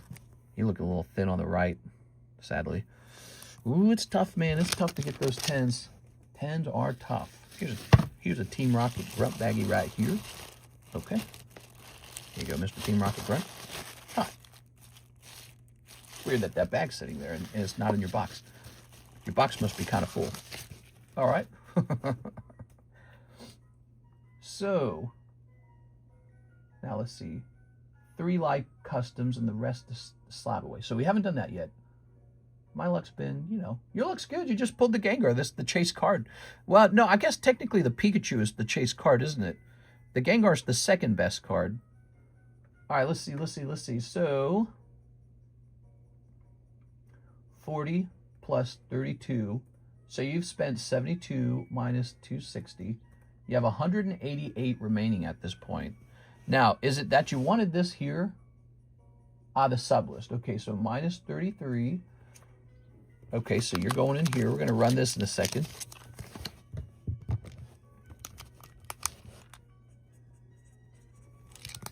So you guys can buy a spot on the next one if you wish. And then 3 live customs minus, what would 3 live customs be? $75 minus $75. Oops. It'd be 221 minus 75. So you have $146 remaining, I think. Let me just double check that. So 40 plus 32 plus 75 plus 33, minus 260. Oh, it says 80 actually. Okay, let me double triple check this math because I think the first time I messed it up. Let me double triple check this math. You got $260 minus 75 for the live customs, minus 32 for the crimson, and minus 40 for the Tyranitar. Okay, it says it comes out to 113, okay? So 113. You can check that on your side, but I just pulled my laptop into my lap to do this properly. We're gonna go over here to Slab Away. It is Slab Away. Team Rocket Grunt. I think I was messing up because I was using negative sign too much. So 641. Hold on. I just lost the figure in my mind. Isn't that crazy? Minus 75, minus 32, minus 33, minus 40, 80. Oh, wow. I'm getting the... I must be so bad at this. I'm like the worst. Hold on.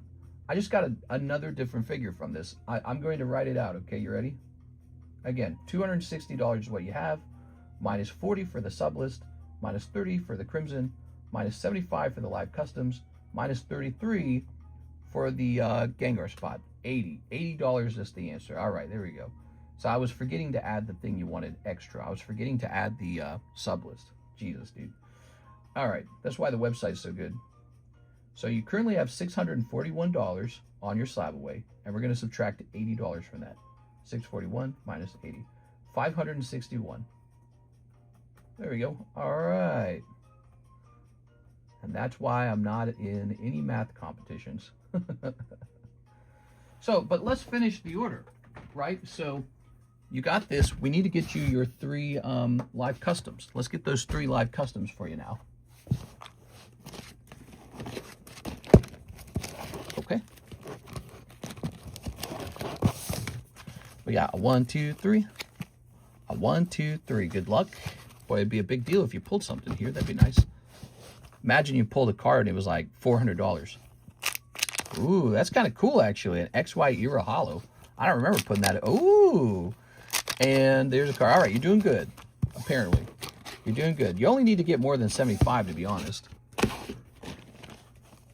Oh, you're doing very good. You got Totodile. What? Totodile is 200, I think. Let's go grab him. Now, this one's actually a pretty solid poker card. This is coming out of Gold Deck Series 1, so this is a less niche card. Here it is. It's more like a standard valuable card. But you, of course, can re-roll him. However, see how he's at the $200 line? So the way re-rolls work, he's a 150 re-roll, okay? So we do that to make the re-rolls a little tougher. So when 200 and above is a $50 minus on the re-roll. Anything below it is 25. So we do that because we get a lot of re-rolls these days. So you consider that carefully because the Totodile has pretty good value the way he is. What are we thinking about on this one? Yeah, he's a nice card, actually.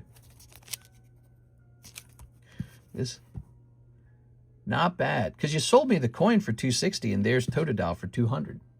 What popped out this stream cat? The re-roll's 150. You already got this energy card. Let's pop this into your bag. This is from XY era, and it's just really nice. That's from XY Evolution specifically. Let me think about it. All right, you think about it. I gotta sneeze. Woo!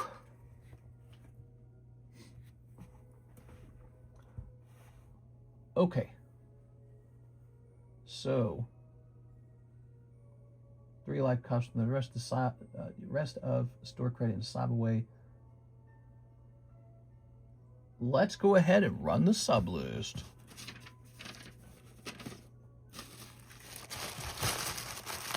One, 2, 3, and 4. There it is. I got the sneezes over here.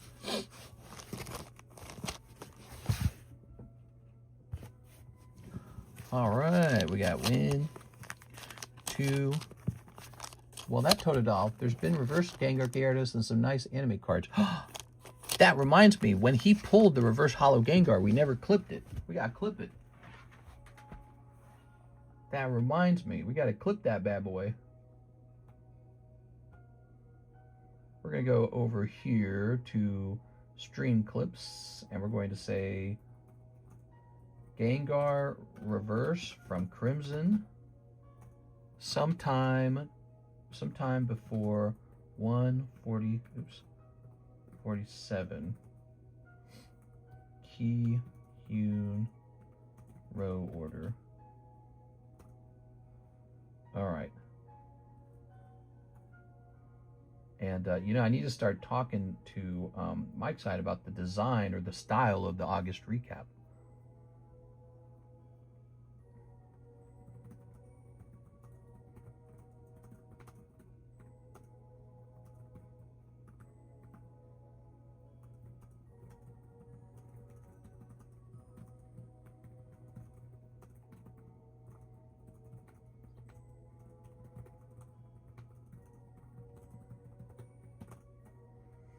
All right, here we go.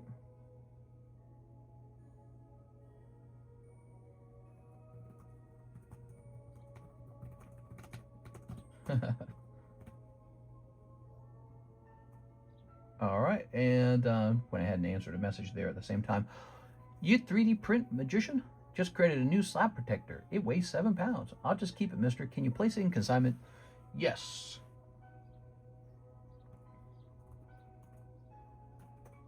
All right. You know, consignment turns it into 150 anyways, but maybe you don't want to risk it in the live customs is what you're saying. So I'll toss this over here, and this will turn it into a CTRG. There you go. It's actually a great card if you end up wanting to ship it home. There's nothing wrong with it. You know, I'm a fan of the poker cards personally. I think I own one. There. I'm telling you guys, one day these poker cards will catch on. Catch on and get more expensive. Yes, the hobby grows and gets more and more expensive. People will look around and say, what else can I buy? It's metal and bulletproof glass. Mister, are those 1935 Mickey Mouse cards really going for 100,000? I think they will. They're not right now. They're not right now, but I think they definitely will. I think they're woefully underpriced, yeah. The Mickey Mouse cards, because I mean, when you look at super vintage baseball, that stuff goes for bonkers amounts of money. They go for like $1 million. So would it surprise you if the Mickey Mouse bubblegum cards one day reached a price of even just 5,000 or 10,000? That wouldn't surprise me, because they're from 1935. They're pre-World War II. They're really old. I mean, you're looking at some of the oldest cards I've ever seen. You know, really old stuff. All right. So give me a number. Would you like to pick the number, Team Rocket Grunt? Question will be, what's inside that protector?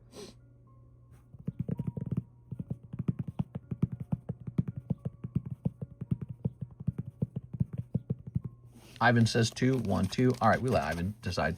Here goes. Good. Oh, Team Rocket Grunt says 3. How did I do that? 1, 2, 3. All right, we let Team Rocket Grunt decide. All right, we got 1, 2, 3. Ah, you missed. 4. All right, you gave it to Jeff. So if we had done it with his number, would it have gone to LD? Maybe it would have gone to LD. I wonder who it would have gone to. All right, so it goes to Jeff. I'll let Jeff know, because he had maybe a little annoying day today. You won the sub list. Yeah, I may cheer him up a little bit. We repriced a card. He thought he was going to get it for 800. We repriced it to like 1,100. It's sort of my fault, you know, because I put it up on the table with the intention of changing the price, because I'm supposed to check the price on all these consignment cards every time. And I was just kind of lazy, and I was like, just put it up there at first. But, you know, that's not a very good way to do it, because it's like, well, what if somebody does want to slap it away for that price? So it's, you know, kind of sloppy. When a new card hits the table, it should be repriced right away, and then it can just be for sale, you know? Wank. All right. Very good. There's no tradition of people wanting and collecting Mickey Mouse cards like they do for baseball and Pokemon. I want them. I'll buy all of them. I don't care. I want them. Look, you know, this is the new reality. This is how it is now. If I don't buy them, GameStop's going to buy them. If I don't buy them, some other company like GameStop's going to buy them. Someone's going to buy those Mickey Mouse cards and put them in a pack. That's how it's going to work from now on. 1935. You tell me if Disney is still relevant. You tell me if 1935 Mickey Mouse is still relevant. Not only is it relevant, but it's like, it's quaint. It's shockingly old.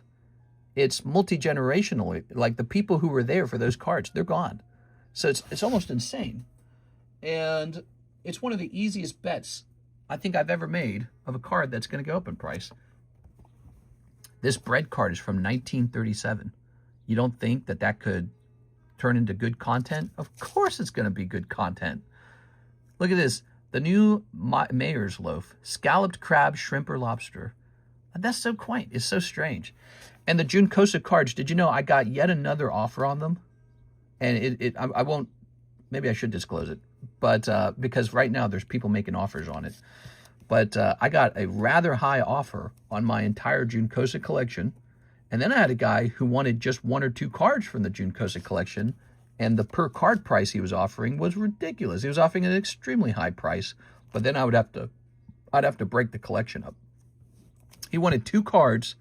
And if you just sold him these 2 cards, here's the crazy part. He wanted them for so much, it pays off the entire $11,000 I originally paid for it. It would have been like $12,000. He was doing like $6,000 a card, and but he wanted the 2 best ones. So he wanted the 2 good ones from the set for his collection, and I turned him down. I said I want to keep them together. So, but then another guy came in and he placed an offer on the whole set of the Junkosa Mickeys, and then go look at the bubblegum Mickeys. They're crazy now. Bubblegum Mickeys are like more expensive than ever. Last time I looked. Don't let the rip pack companies get them. That's exactly what will happen with all cards. All cards will eventually be owned by some rip pack corporation, and that's the new reality. So 1935 Mickey Mouse. All right, so I like to search that for the bubblegum Mickeys. All right, look at these numbers. 4,000, 5,000, 20, 4,000, 4,000, 4,000. There's one for 600. 4,000. There's a really bad looking one for 225, 1,000, 4,000, 600. Yeah, look at these prices, man. These Mickey Mouse cards used to be $100, and people figured them out, basically. Here's an Old Maid rules card. I don't think I'd buy that. It's just the rules for the Old Maid deck. You know, I have one of those. I have a Mickey Mouse Old Maid deck. I showed it off years ago, and nobody cared. The product is a rare and original 1935 Whitney Mickey Mouse Old Maid card. What do you guys think of that? I still got an image of Mickey on it. I don't know. What do you guys think of that? Watch this.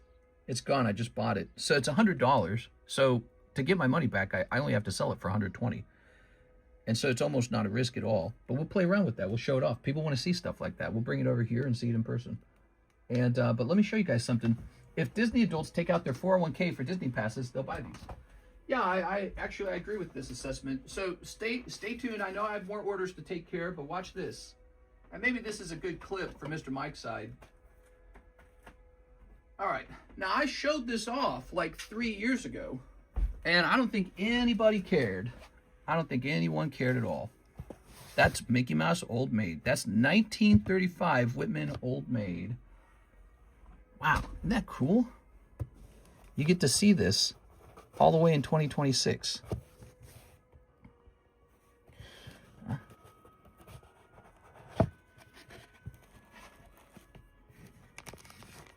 Here it is. Recognize it? We just saw this on screen. Now this is ungraded. I would need to send these off to PSA to grade. I don't want to know what this sells for today. What? Look at that, man. Amazing. I could grade these all together and keep them as a set. And you know what? They're probably part of the same set. These are all probably part of the same exact set. Look at that. Doesn't that look like racist or something? Donald Duck. 1935. There's Goofy. The Goof. Pluto. Mickey's nephew. First little pig. Big Bad Wolf. Second little pig. Third little pig. Little pig, little pig. Here's little hen. Here's Max Hare. Giddy Goat. Toby Tortoise. This is a great clip. We're probably going to turn this into a clip for sure. Clara Cluck, and Old Maid Clarabelle. That's right. And there it is, the Old Maid instruction card. You don't want to be an old maid. You better marry a man. You'll be an old maid. Nobody will want you anymore. Your ovaries all dried up. All right, that's what that means. It was an insult to women to be an old maid. I think there's going to be some old maid nowadays in 2026 because people are not getting along with each other. Boys and girls don't want to date as much anymore. It's kind of rather sad, actually. It's not a very fulfilling life. I think people think going out to eat and going on vacations is a fulfilling life. Oops. And it is sort of in a maybe like a dopamine sense, but not in a having a family that loves you sense. So, you know, kind of a dark thing to say maybe. All right, there we go. Gotta have a little bit of family. It's important. It is. People from other countries know that. They're all having families.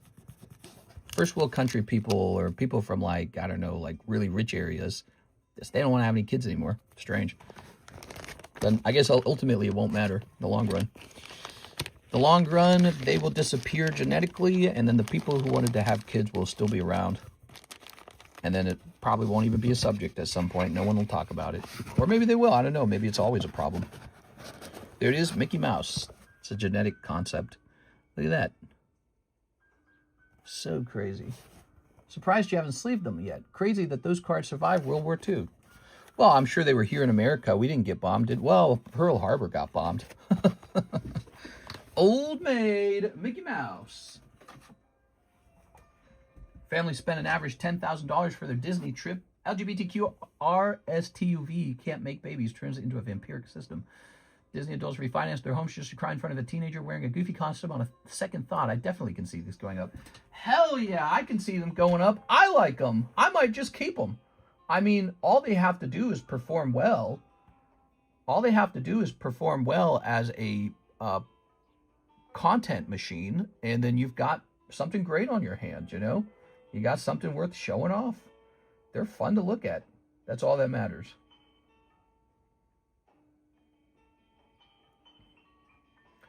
All right, so under stream clips.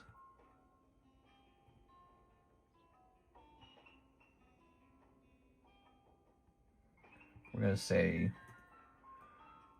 159, Mickey Mouse, Old Maid, maybe don't cut in all the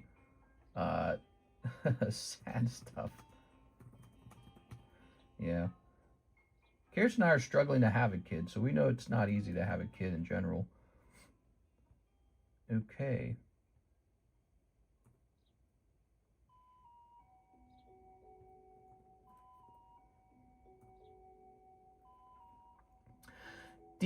On a walk, listening to Mr. Stream, says Bill Blocks. Hey, what's up, Bill Blocks? What is the difference between Type 1, Type 2 on the PSA label for the Mickey Mouse cards?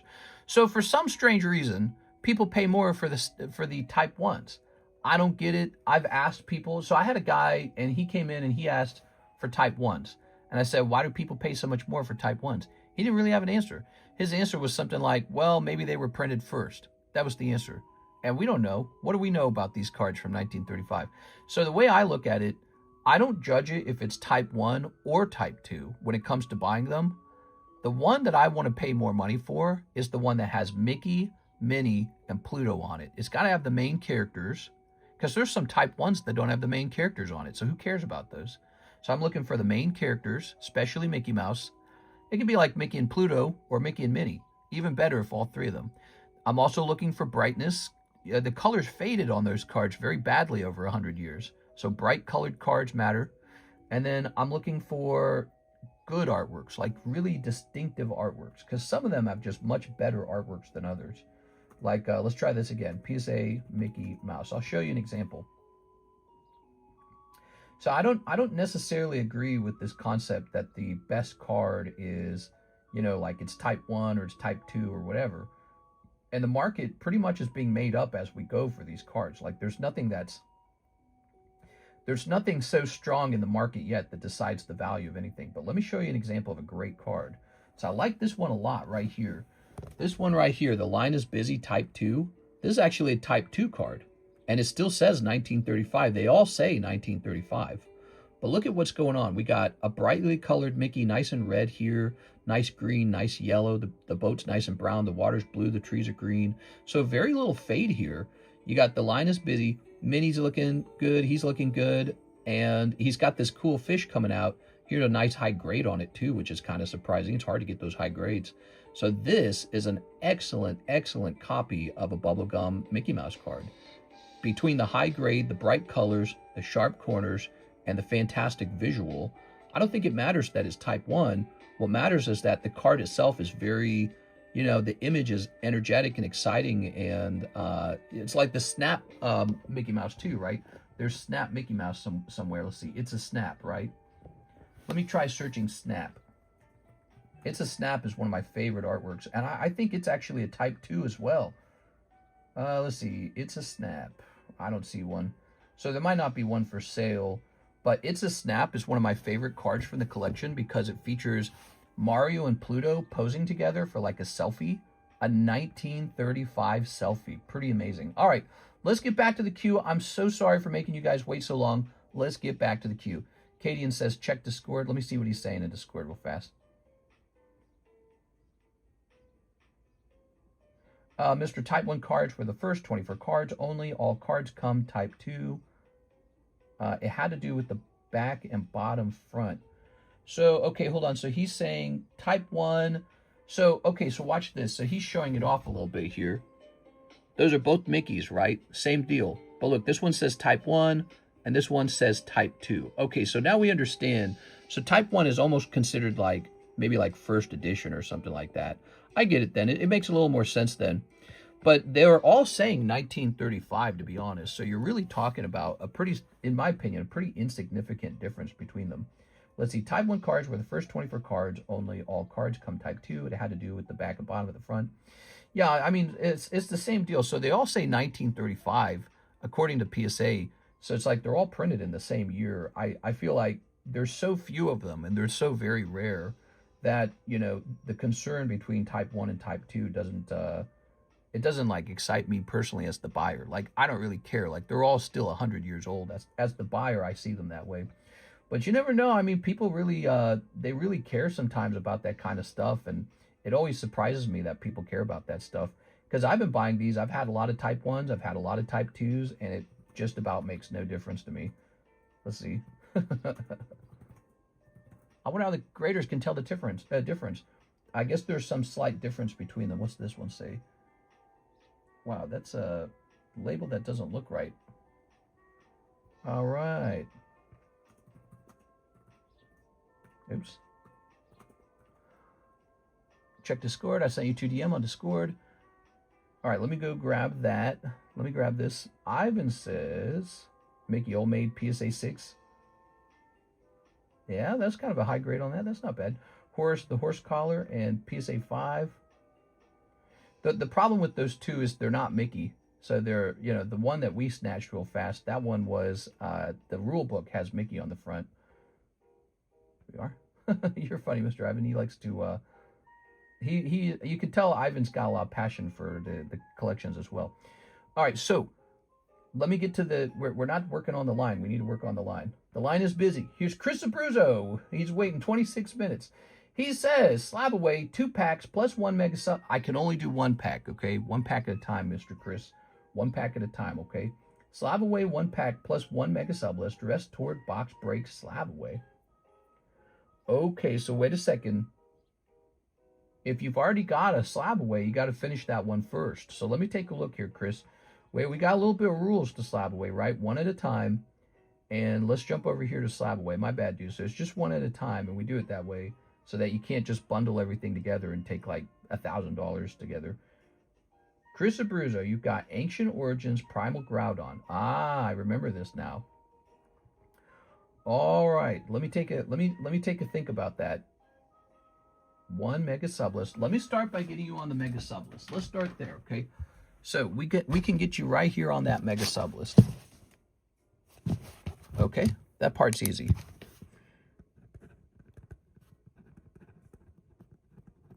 Okay, so you're on there. That part's done. And that leaves you with $290.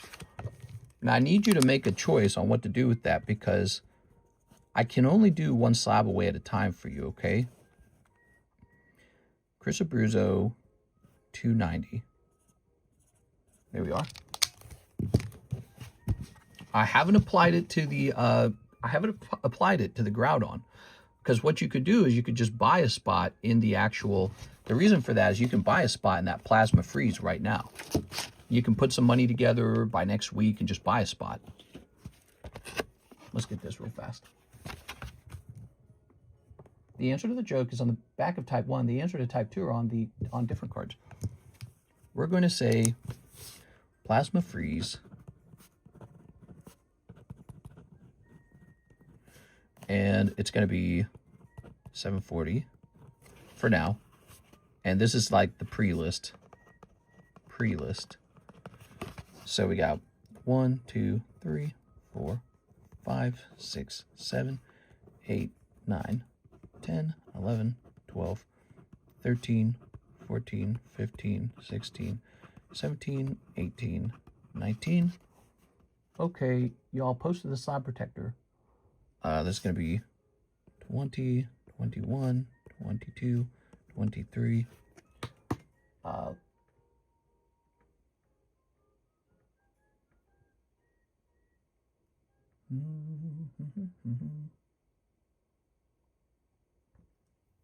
That's pretty funny.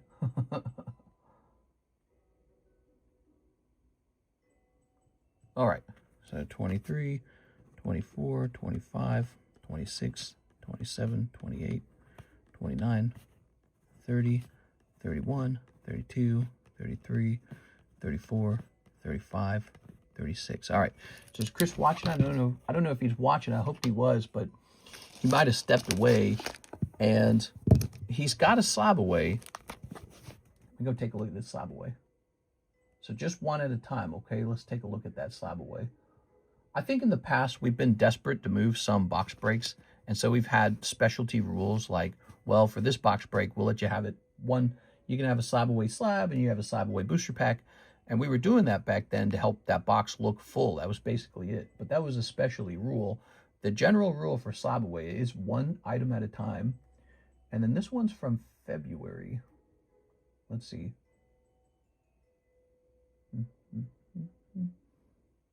Slabs from February are due. So your item's actually due as part of the issue here. Ancient Origins Primal Groudon. I'm going to take a look into this item real fast.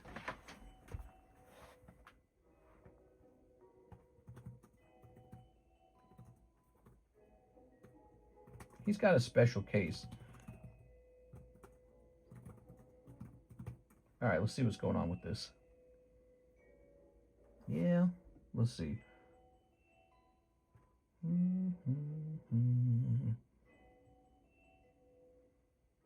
One cat. What's up, one cat?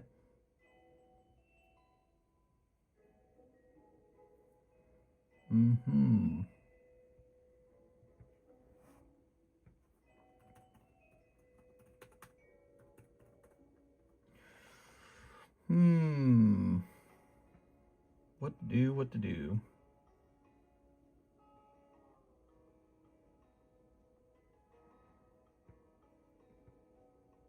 I gotta talk with CASHAPP about his item, because we gotta make a choice on it. He's already got some value in it. Not a lot, Matt. Just chillaxing, taking it easy. I'm from the UK. So for now, I'm going to let him have that store credit, and he and I can talk about the item he has in slab away, what he wants to do with it. Here's Gregory Jacob Pablo. What's up, Gregory Pablo? He says 5 of the Storm Esmeraldas. Hope all is well for you. What's up, Gregory? It is all well for me. Sometimes my job requires some thinking. All right, let's see. He's got an old slab away on an item that I might let him continue to pay down. But he also wants a spot in the plasma freeze. I got to decide how we do that.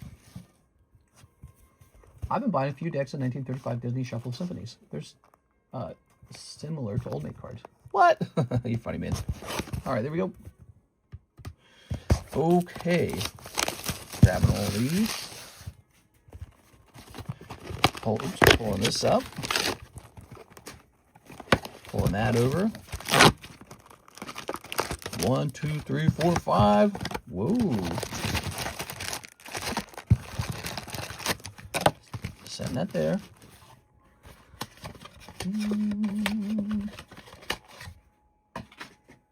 All right, lovely.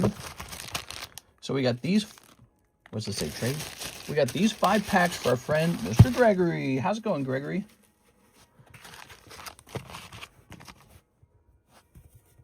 All right. Sneak. So much to chew on right now. My brain's busy. Cost necessary here. And what time it is? 6:33. How's it so late already? You guys ready for the Thursday night stream as well? And we got finished giving out this free pack too. Oh, Zinnia. Zendaya. You pulled Zendaya. Wow, Gregory. Not the Zendaya. All right. There's a Demon Slayer set, Demon Slayer, that a Korean supplier wants me to buy, but it would be a Korean set. I can't decide whether to buy it. I think the set in particular might be exclusively Korean. I got a question for you guys. Is Demon Slayer a Japanese anime or a Korean anime? Here we are. Do you think those RIP slab pack companies are helping to support the Pokemon economy? Well, yeah, if you already had a lot of slabs. If you are slab rich already, yes. If you're not slab rich, then it's kind of a pain in the ass for you. Yeah, if you already had a lot of slabs, your slabs went up in demand. But if you're somebody who didn't have very many slabs, now it's much harder for you to get those slabs.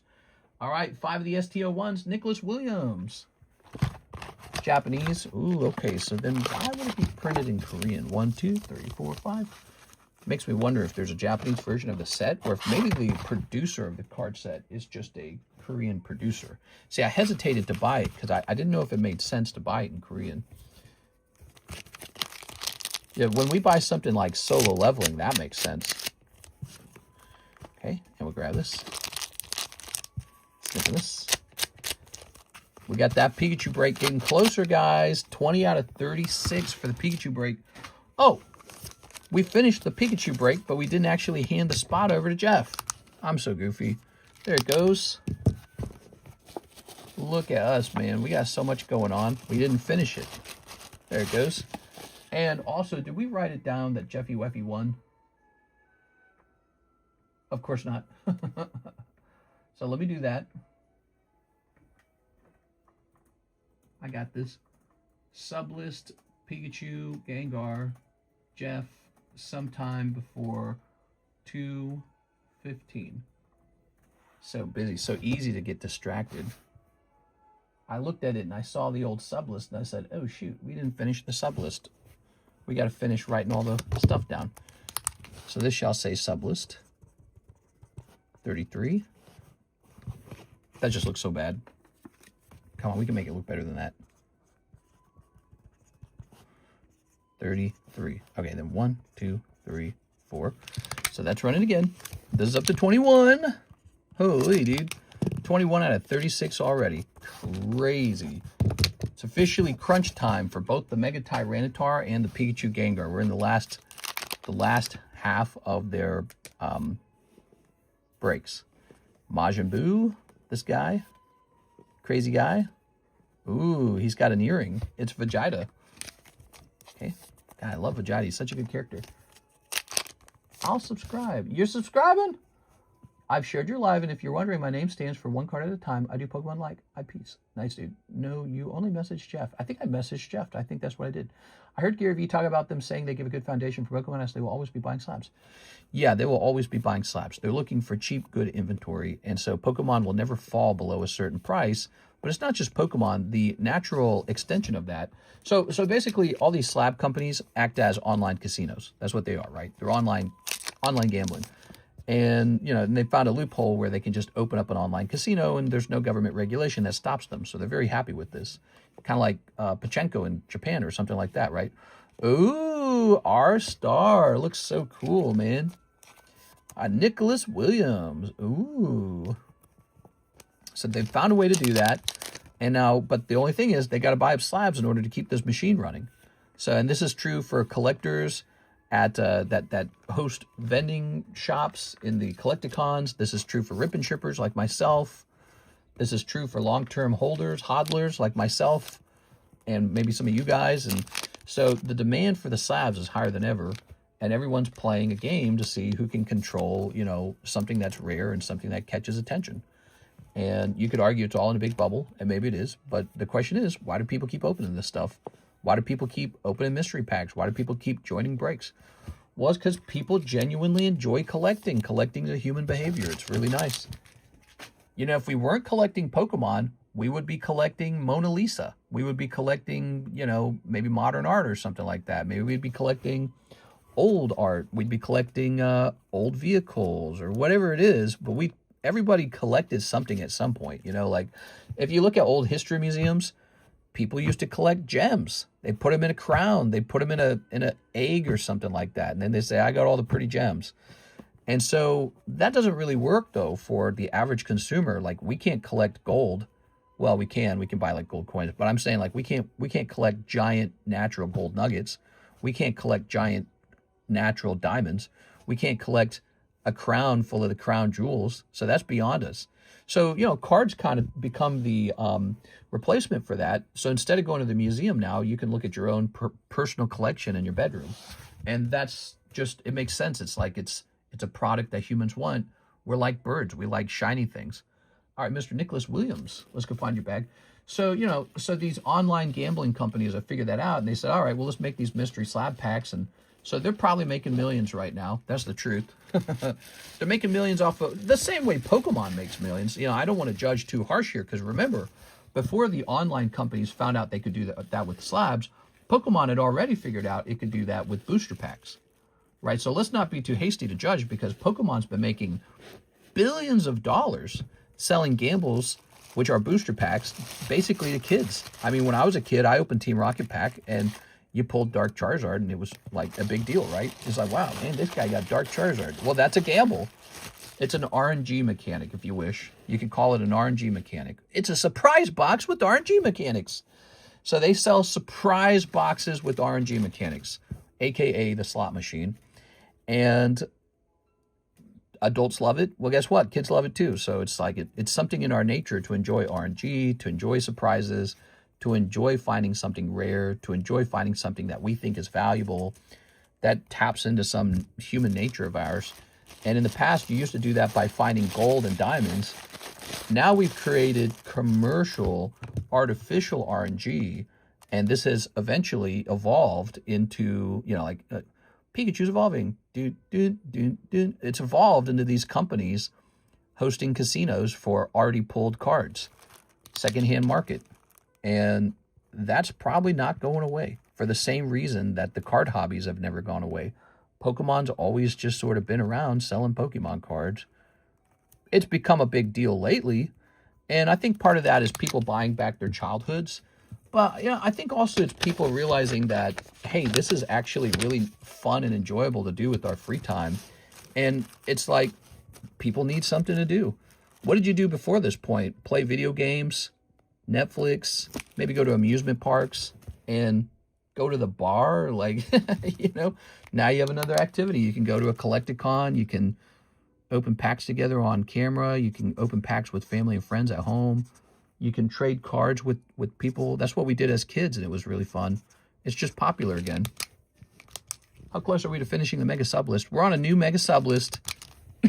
Oh, it's so close, dude. That Mega Tyranitar is so close. You can smell it. You can smell it in the air. Plasma Freeze, Mega Tyranitar Sublist. So I get the Mega Tyranitar Sublist.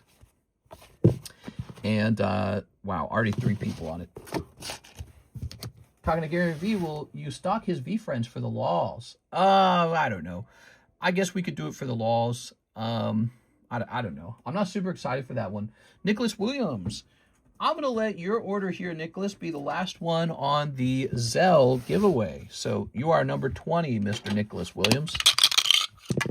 Landing on 4, which is Edward Hollinshead. Edward Hollinshead. He just won a slab because he uses ZELLE. So you all spend money, but because he's using ZELLE, he gets a bonus slab. That's pretty cool.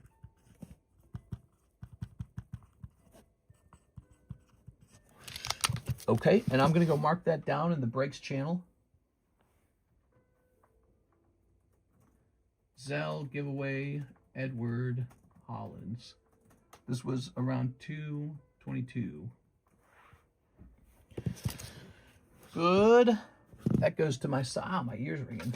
Remember Pokemon? Oh, I remember. I remember. You remember Pokemon? The ladies' night break. You guys got to do some simping, please. And then let's jump over here and choose something. I want to do this Umbreon. He's only 18, but he is kind of nice. He is Umbreon. 18 was what I was trying to sell him for. He might be worth more than 18. He looks nice. So let's do the Umbreon next. And don't worry, there'll be just pretty much an endless charade of Pokemon slabs. Endless line of Pokemon slabs coming in. So this can be the next ZELLE giveaway. We'll just write ZELLE at the top. Make it simple. There it is. Did you cancel the Lego break? No. It's still here. Lego break's still going. It's not gone. We gotta wrap up this stream though. We're running out of time actually. Dude, the daytime stream's the busier stream for sure. Nighttime stream's still really good too though. Last night we opened like 5 or 6 boxes of Yu-Gi-Oh! Rarity V. You guys might have missed that if you guys weren't there. Let's see. So Nicholas Williams, Alicia Brown, 2 in the mega sub list. Whoa, all right, you got it. Oh, it's scary. Just remember, no matter how deep you go, your odds are horrible. Only one person. There can only be one, like the Highlander. All right, Miss Alicia, thank you so much. And why don't we put you on that new ZELLE? Here you go. I appreciate you using the ZELLE, Miss Alicia. Be sure to show up for Ladies' Night, Alicia, because all you have to do is show up and say hi, and we'll put you into the Ladies' Night giveaway. That's on Tuesday, okay? Team Rocket Grunt says, another live snipe. Ooh, maybe. You never know, really. But what we know is the box is nice and full, so that's good. 1, 2, 3, 4. Good luck in there. Nah, just Goldeen this time. Darn. Goldeen, Goldeen, Goldeen. All right, there's your Goldeen. And David Moray's Teenage Mutant Ninja Turtle Collector Booster. Now, I believe this is the last pack of it. The question is, do I restock Teenage Mutant Ninja Turtles? I mean, it seems like a good set, doesn't it? Let's try this.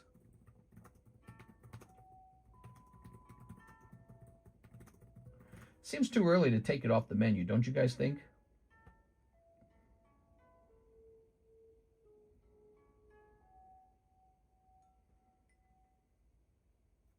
What is going on here? What the hell? Here we go. All right, I found it. Mister, check out my new slide protector. It's a brick. I'll send you one if you want. No, that's okay. And be careful not to solicit, okay? Because that's a no-no. All right. So here we go. Here's Teenage Mutant Ninja Turtles. I'm all right. Yeah, soliciting will get you in naughty no-nos trouble. Let's grab this. Okay.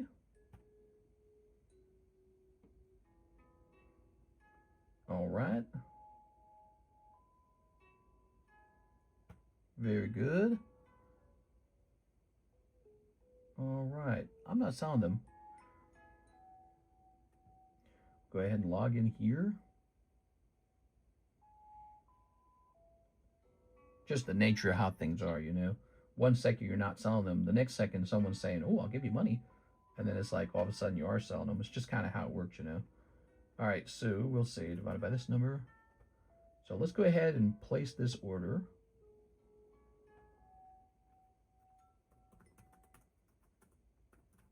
So they shall return, but they're going to be, I think, a higher price. What's the current price on them? Spider-Man, Ninja Turtles, they are only slightly more expensive. They go from 52 to 54, coming soon. So they're on the way. Pretty sure we don't have any more of them. Pretty sure they just sold out. Let me go over to the menu. I'm sorry, not the menu. Let me go over here to the website. Oh, I see we have a Diane Bailey order. It's huge! Diane! Wait, I typed that wrong. I typed in Turtle Tez. Who wants a Turtle Tez? Space Hammy's here. What's up, Space Hammy? How's it going, man? All right, we'll do a quick edit on this. So these are going to change from 52 to 54. Not a very large change. They've been available for a while. We're going to say out of stock right now. Update that. Now, they're going to arrive, and then we'll put them right back into availability, but they're on the way, so we're going to keep selling these. I like them. David Morris. Thursday tends to pick up a little bit, I notice. Thursday, Friday, those are the days, man. What do you guys think about having a special event on Friday? Maybe like auction night. Or it could be Thursday auction night, you know? Late night stream, Thursday auction night. Mutant Chain Reaction. Bot Bashing Time. Sewer Valence Cam. Primordial Pachyderm. Hamato Guardian's Dance. Saved by the Shell. Death in the Family. Genghis Frog. Here's Cultivate. Here's Philivist. Here's Agent Bishop, Man in Black. Not the Man in Black. Raph and Mikey. Path to Exile. Wow, look at that. Is that her? Is that April? Is that like the earlier design of her? That looks crazy, dude. And here's Ground Chuck and Dirtbag. What the hell? I'm loving it, dude. These are so fun. Of course we should restock these. That's a good decision. These are great cards. If these were even slightly cheaper, they'd probably be selling so fast. You got Path to Exile. These are some kind of premium booster pack, though. You know, the collector boosters always cost a lot. We're still waiting for more of the Hobbit to arrive. It hasn't arrived yet. It's taken forever, dude. We ran out of it. I didn't order a lot of it because I was concerned that the much higher price on the Hobbit would stop it from selling very well. But we sold the first box very quickly, and then the second box, I think, got wrongly shipped to the PSA vault, and the third box is still on the way. I think I sent the box to the wrong place. I think it went to the PSA vault, so that one's having to be worked on. Got to stay in contact with the seller, make sure it gets returned to him, and then forwarded to me. I'll probably got to pay a fee for that, but oops. Friday auctions would go crazy. The only problem is I don't know what we would auction. So here we are, David Moraes. You got kind of a fat bag already, Mr. David. Well, thank you, Mr. David. I appreciate it. I was thinking to auction something, maybe bad idea. Yeah, I think slabs are good for auction, especially one that you're having trouble selling. Maybe if you got one in consignment, nobody wants it, you can post it for auction. Kayla Taylor, I was a Gem 5 for me and one for Muso, and then top load my Pretty Gary. All right, so hold on, give me a second. Let's get those Gem 5s. You're saying one for you, one for Musabot. All right, so that's for Musabot. This is for Miss Kayla. You're going to pick up a Sunflora. Here's for Musabot. All right. Here we go. All right. Nothing crazy coming out of either bag here. Either pack, I should say. I don't know if he was here to see that. Oh, he saw that. Okay, good. So let's grab his baggie. He's got a box.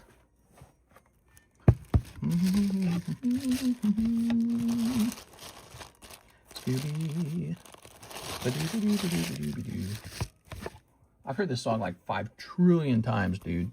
I've heard this song way too many times.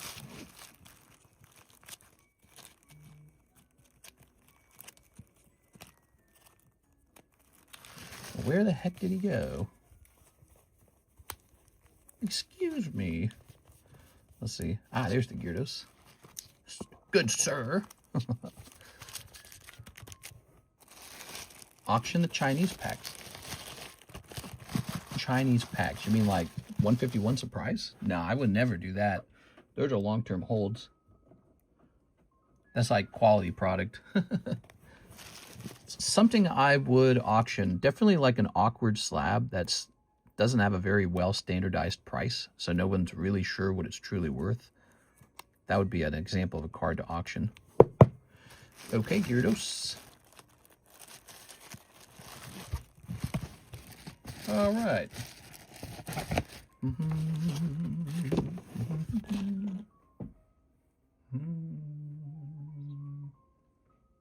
All right, we're running out of time, but we have another order over here from Miss Diane. Miss Diane, and she's been waiting for 42 minutes. That's kind of a long wait. So Miss Diane orders 2 of the celebrations and a top series 1 rainbow. Whoa, whoa, wee, whoa. 1 whole pack of the Topps rainbow. Oh, yes. And then 2 celebrations. Where am I hiding those celebrations? I got to keep a careful eye on those because I don't know if they've gone up or down. It has been a while since we opened one of these, don't you guys think? Let's see. Ah, here they are. Miss Diane. It looks like we got plenty of them, though. Miss Diane. Excuse me. Diane, you think I'll die of lung cancer or heart disease first? Probably heart disease. We are.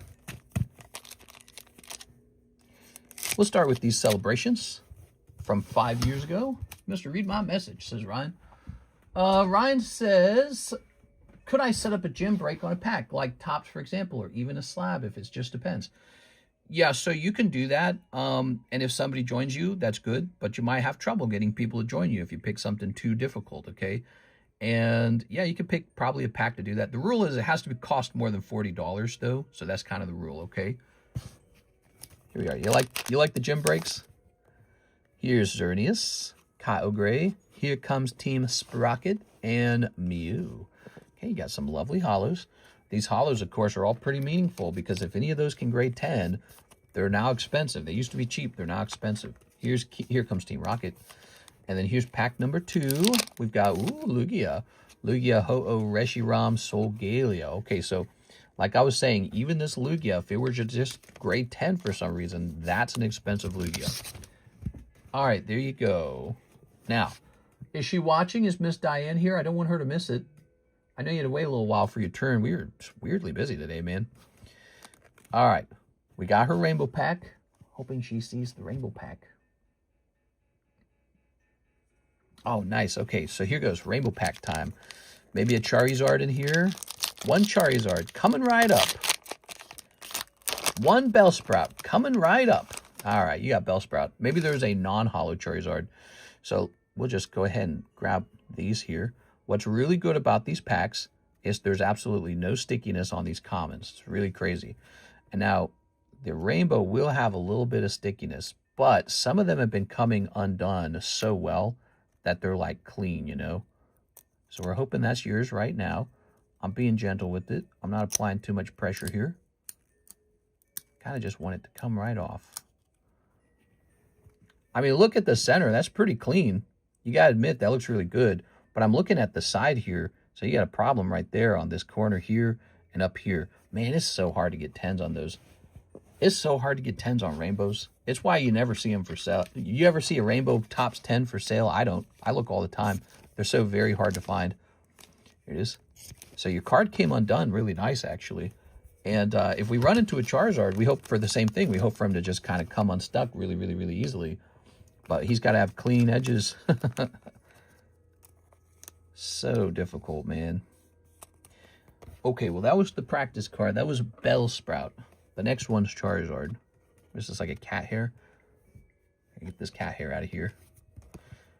We have a kitty cat. Did you know that, Diane? She's so cute.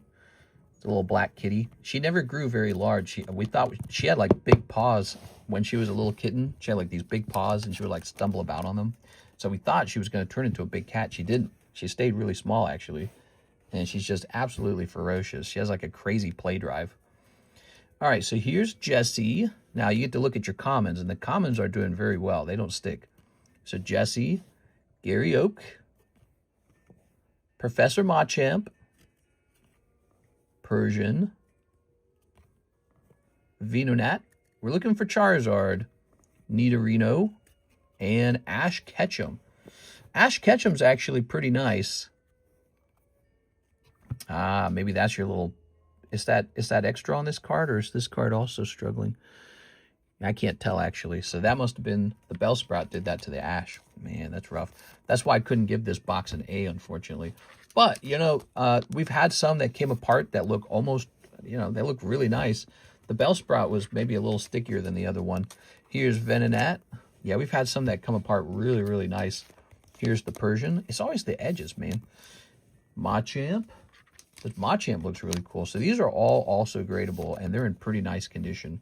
We also have a pack or two of the silver packs left, if you're ever interested in those, okay? The silver packs. Here's Jesse. I bought a CGC 10 Rainbow Tops Pop 1 for a little over 200. Not the greatest card, but thought it was cool. That it was Pop 1 through all the graders. Yeah, the rainbows are just really rare, man. Here we are, Miss Diane. Thank you so much. Put this all together. It's nice to see you again. Diane, we have a ladies' night every Tuesday, and we do a ladies' night giveaway where all you got to do is show up to it, and since you're a lady, you get into the giveaway.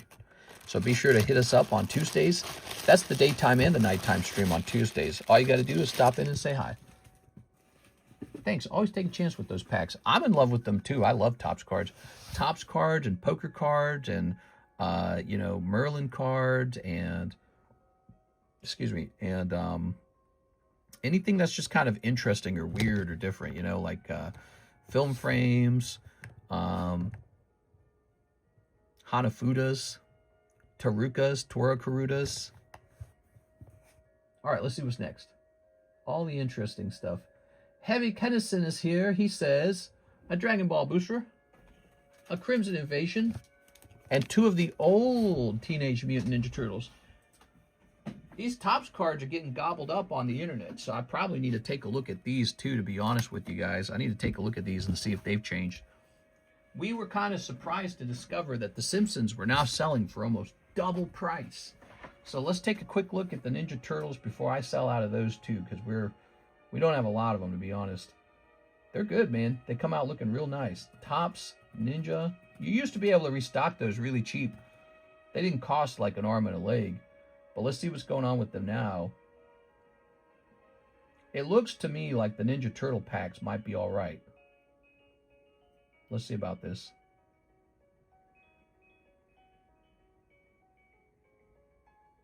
Yeah, Ninja Turtles look all right. Tempted, actually. Tempted to maybe restock these because, I mean, I have plenty. I have a couple boxes of them, but I can see from here they're still pretty nice.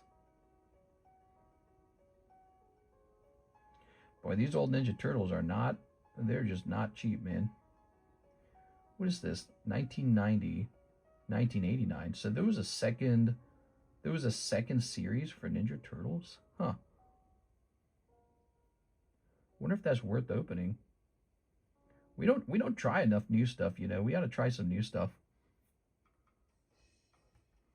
Yeah, that's why I snagged it. I asked Mister, but I think I agree with him that if I sent it to PSA... All right, hold on. Let's see. Let me scroll back up here, by the way. Let me scroll all the way back up here.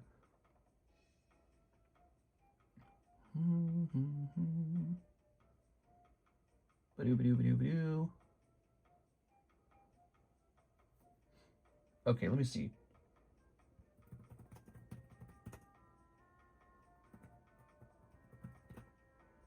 All right. Oh, yeah, I see it. Huh.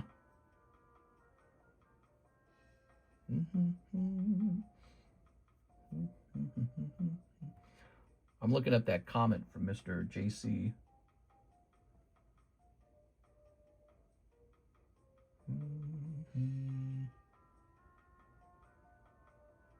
I've seen these before. I just never really cared that much about them. All right. So let's jump back to this. Mr. Heavy Kennison, Dragon Ball, the Topps Teenage Mutant Ninja Turtle, and the Crimson Invasion. All right. Ready? Grab one of these. These Rainbow 10s are very, very, very hard to get. Yeah, they are. I got a couple of them, and that's after collecting for years and years and years. So I just have a few, and actually, I mean, when you think about it, I don't have any Series 1 Rainbow Hollows. What does that tell you? But they exist out there. They're just super rare. They're usually well overpriced, but are they really overpriced? Maybe it's not overpriced. Whoa, picking up Splinter. He's looking clean, too. Nice, dude. Wow. How cool is that, guys? Okay, Splinter. And of course, you get all these. I usually skip that part. Here's the brothers. They're fine. I gotta eat something. Dude, the Wagovi's working, man. I'm not eating anything. I'm on a new dosage, and it's terrible feeling. It gives me headaches and neck pain, and it's kicking my butt, kicking my booty cheeks, and I'm just not eating any food anymore for like the last couple of days now. We're on what, Wednesday? No, this is Thursday. The last 3 days, I haven't been eating as much. I gotta go eat some food. All right, I can feel it. My hands are a little shakier.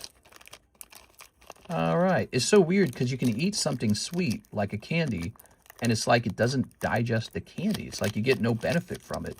You know how you eat like a candy, you feel great from it? That's why people love candy and cookies and ice cream and all those other great things. Cereal. Well, when you're on one of those GLP-1s, you eat it, but instead of digesting, it just makes you feel sick.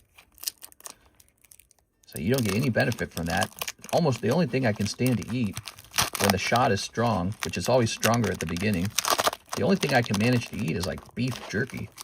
Beef jerky is like one of the safest things to eat. In the past, I wouldn't have thought of beef jerky as like an energy source. It's more like just something to eat as a snack, but it's like, yeah, it's weird. It's like it's protein and... All right, you ready? So here we go. We've got, Leonardo. Okay. Both of these are great, man. Leonardo and Splinter. Look at that, guys. Wonderful. Okay, and we just ordered a couple more of these so we don't run out. Danger on All Sides. The Master's Plan. It's always funny when Splinter's hanging out with April because it makes me think of like Bill Cosby or something. No, there is actually a Bill Cosby card in here. I make fun of it. Maybe it'll be in this pack. It's Splinter and he's offering her a drink. It's not in here. This one's good. I like this, Savoring the Reward. So, you know, out of these bonus cards in the back, sometimes you get one that looks really good, like the Teenage Mutant Ninja Turtles logo, or just like this one right here, features all of the brothers eating pizza together. So like when you're trying to pick something to grade, some of the cards in here probably aren't worth giving too much attention right away. I mean, maybe someday you grade them. But like this one right here, look at this. So it's all the brothers and they're eating pizza together. That's a great card, man. So I really love this. You didn't even have to spend much money to acquire this. I mean, look, you got 3 gradable cards now. What do they cost you? 18 bucks? It's a deal, you know? So I'm glad, I'm happy to provide that to you guys. I try to pick things for the menu that I think are going to be really good for you in the long run. All right. And let's snip this, Mr. Harry. This will probably be the last order, guys, so don't send in any more orders. It's actually 7:05, so I'm pretty much overtime here. Ooh, the Awaken card looks great. And then here's Majin Buu or something. He's all fat. He needs Wagovi. Okay, here's this. Okay. Tonight, we're going to be live again. Plasma Freeze, probably going to be doing some numbers down the road now that people are aware of it. But for a minute, ooh, Pumpkaboo, that's good for Halloween. For a minute, I think a lot of the attention is going to be on the Mega Tyranitar and the Mega Gengar. Those are the big, look at that, Regirock. Those are the big attention getters right now. 21 out of 36 on the Gengar. I might have to make a video about that Gengar. Let people know how close it is. Because, you know, we got 2 big exciting breaks coming to an end soon. And it's funny because once they're over, it's almost like the stream kind of goes through an exhaustion moment, like a dopamine crash. Mr. Heavy. Yeah, the streams leading up to a big break are often very excitable. And then right after the big break ends, it's almost like everyone gets a cold shower. Like, well, there goes all the money I had in there. But that's the nature of it. You know that. That's how it works. And for such big breaks, we will almost certainly be adding bonus pulls to the custom booster pack so that you don't truly walk away empty-handed. But we like to do that. On the big ones, we like to get some bonus pulls.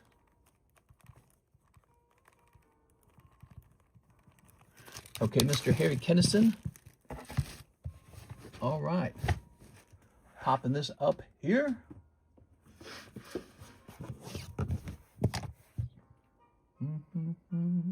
Thank you, Harry Kennison. Let me hit refresh on the website. So you had one more order right afterwards. And it was a Marvel Impel Series 1. You got it. These are such good cards to open right now with the Doctor Doom movie coming out soon. Because this has like 3 Doctor Doom cards in it. And they're all gradable. They all look fantastic. I've seen 3 now. 3 different artworks. There's one where Spider-Man interviews Doctor Doom. There's the official Doctor Doom card. And then there's one where he's on like a list of bad guys together. And so all 3 of those are really good looking. And I'm sure if any of them graded 10, it would be an easy sell. Only Topps cards I'm chasing after is Trap Charizard, Stuxzard, Doctor Strange, X-Men, Ghost Rider, Red Skull, Fall of the Mutants, Punisher, Lockheed Martin, Mr. Sinister, Doc Ock, Fool Killer. Here's Iron Man. Wow, that's great. And Colossus. All right, so you got them all, but not Doctor Doom. So maybe he's in the next one. All right, cool, man. Those Impel Marvel Series 1, we've gone through like 3 boxes of them in the last month, I swear. You know, that Impel Marvel didn't sell for a while, and then one day it just kind of picked up really heavily. Everyone started popping it open going, oh yeah, these are actually really good. And it's got to be some combination of a decent price, high PSA 10 price on any of the cards that you grade, combined with the fact that the whole pack is gradable, so the value is there. And a little excitement over the Marvel brand right now because of that movie upcoming. All right, I think we're done, everybody. I'm looking at it. We're time to hand out this booster pack. You ready? So we got this giveaway. 2 more spots to be handed out for this giveaway. All you had to do to get in this giveaway is type in KI, because it's a giveaway by Mr. Ki-Hyun Roh. All right, so we have Andy Man and Hunter's Hobbies. Andy. Hunter's Hobbies. I gotta sneeze. I sneeze all the time in this room, dude. This room's gotta be loaded with dust. It's gotta be. All right, the red die. Watch the red die.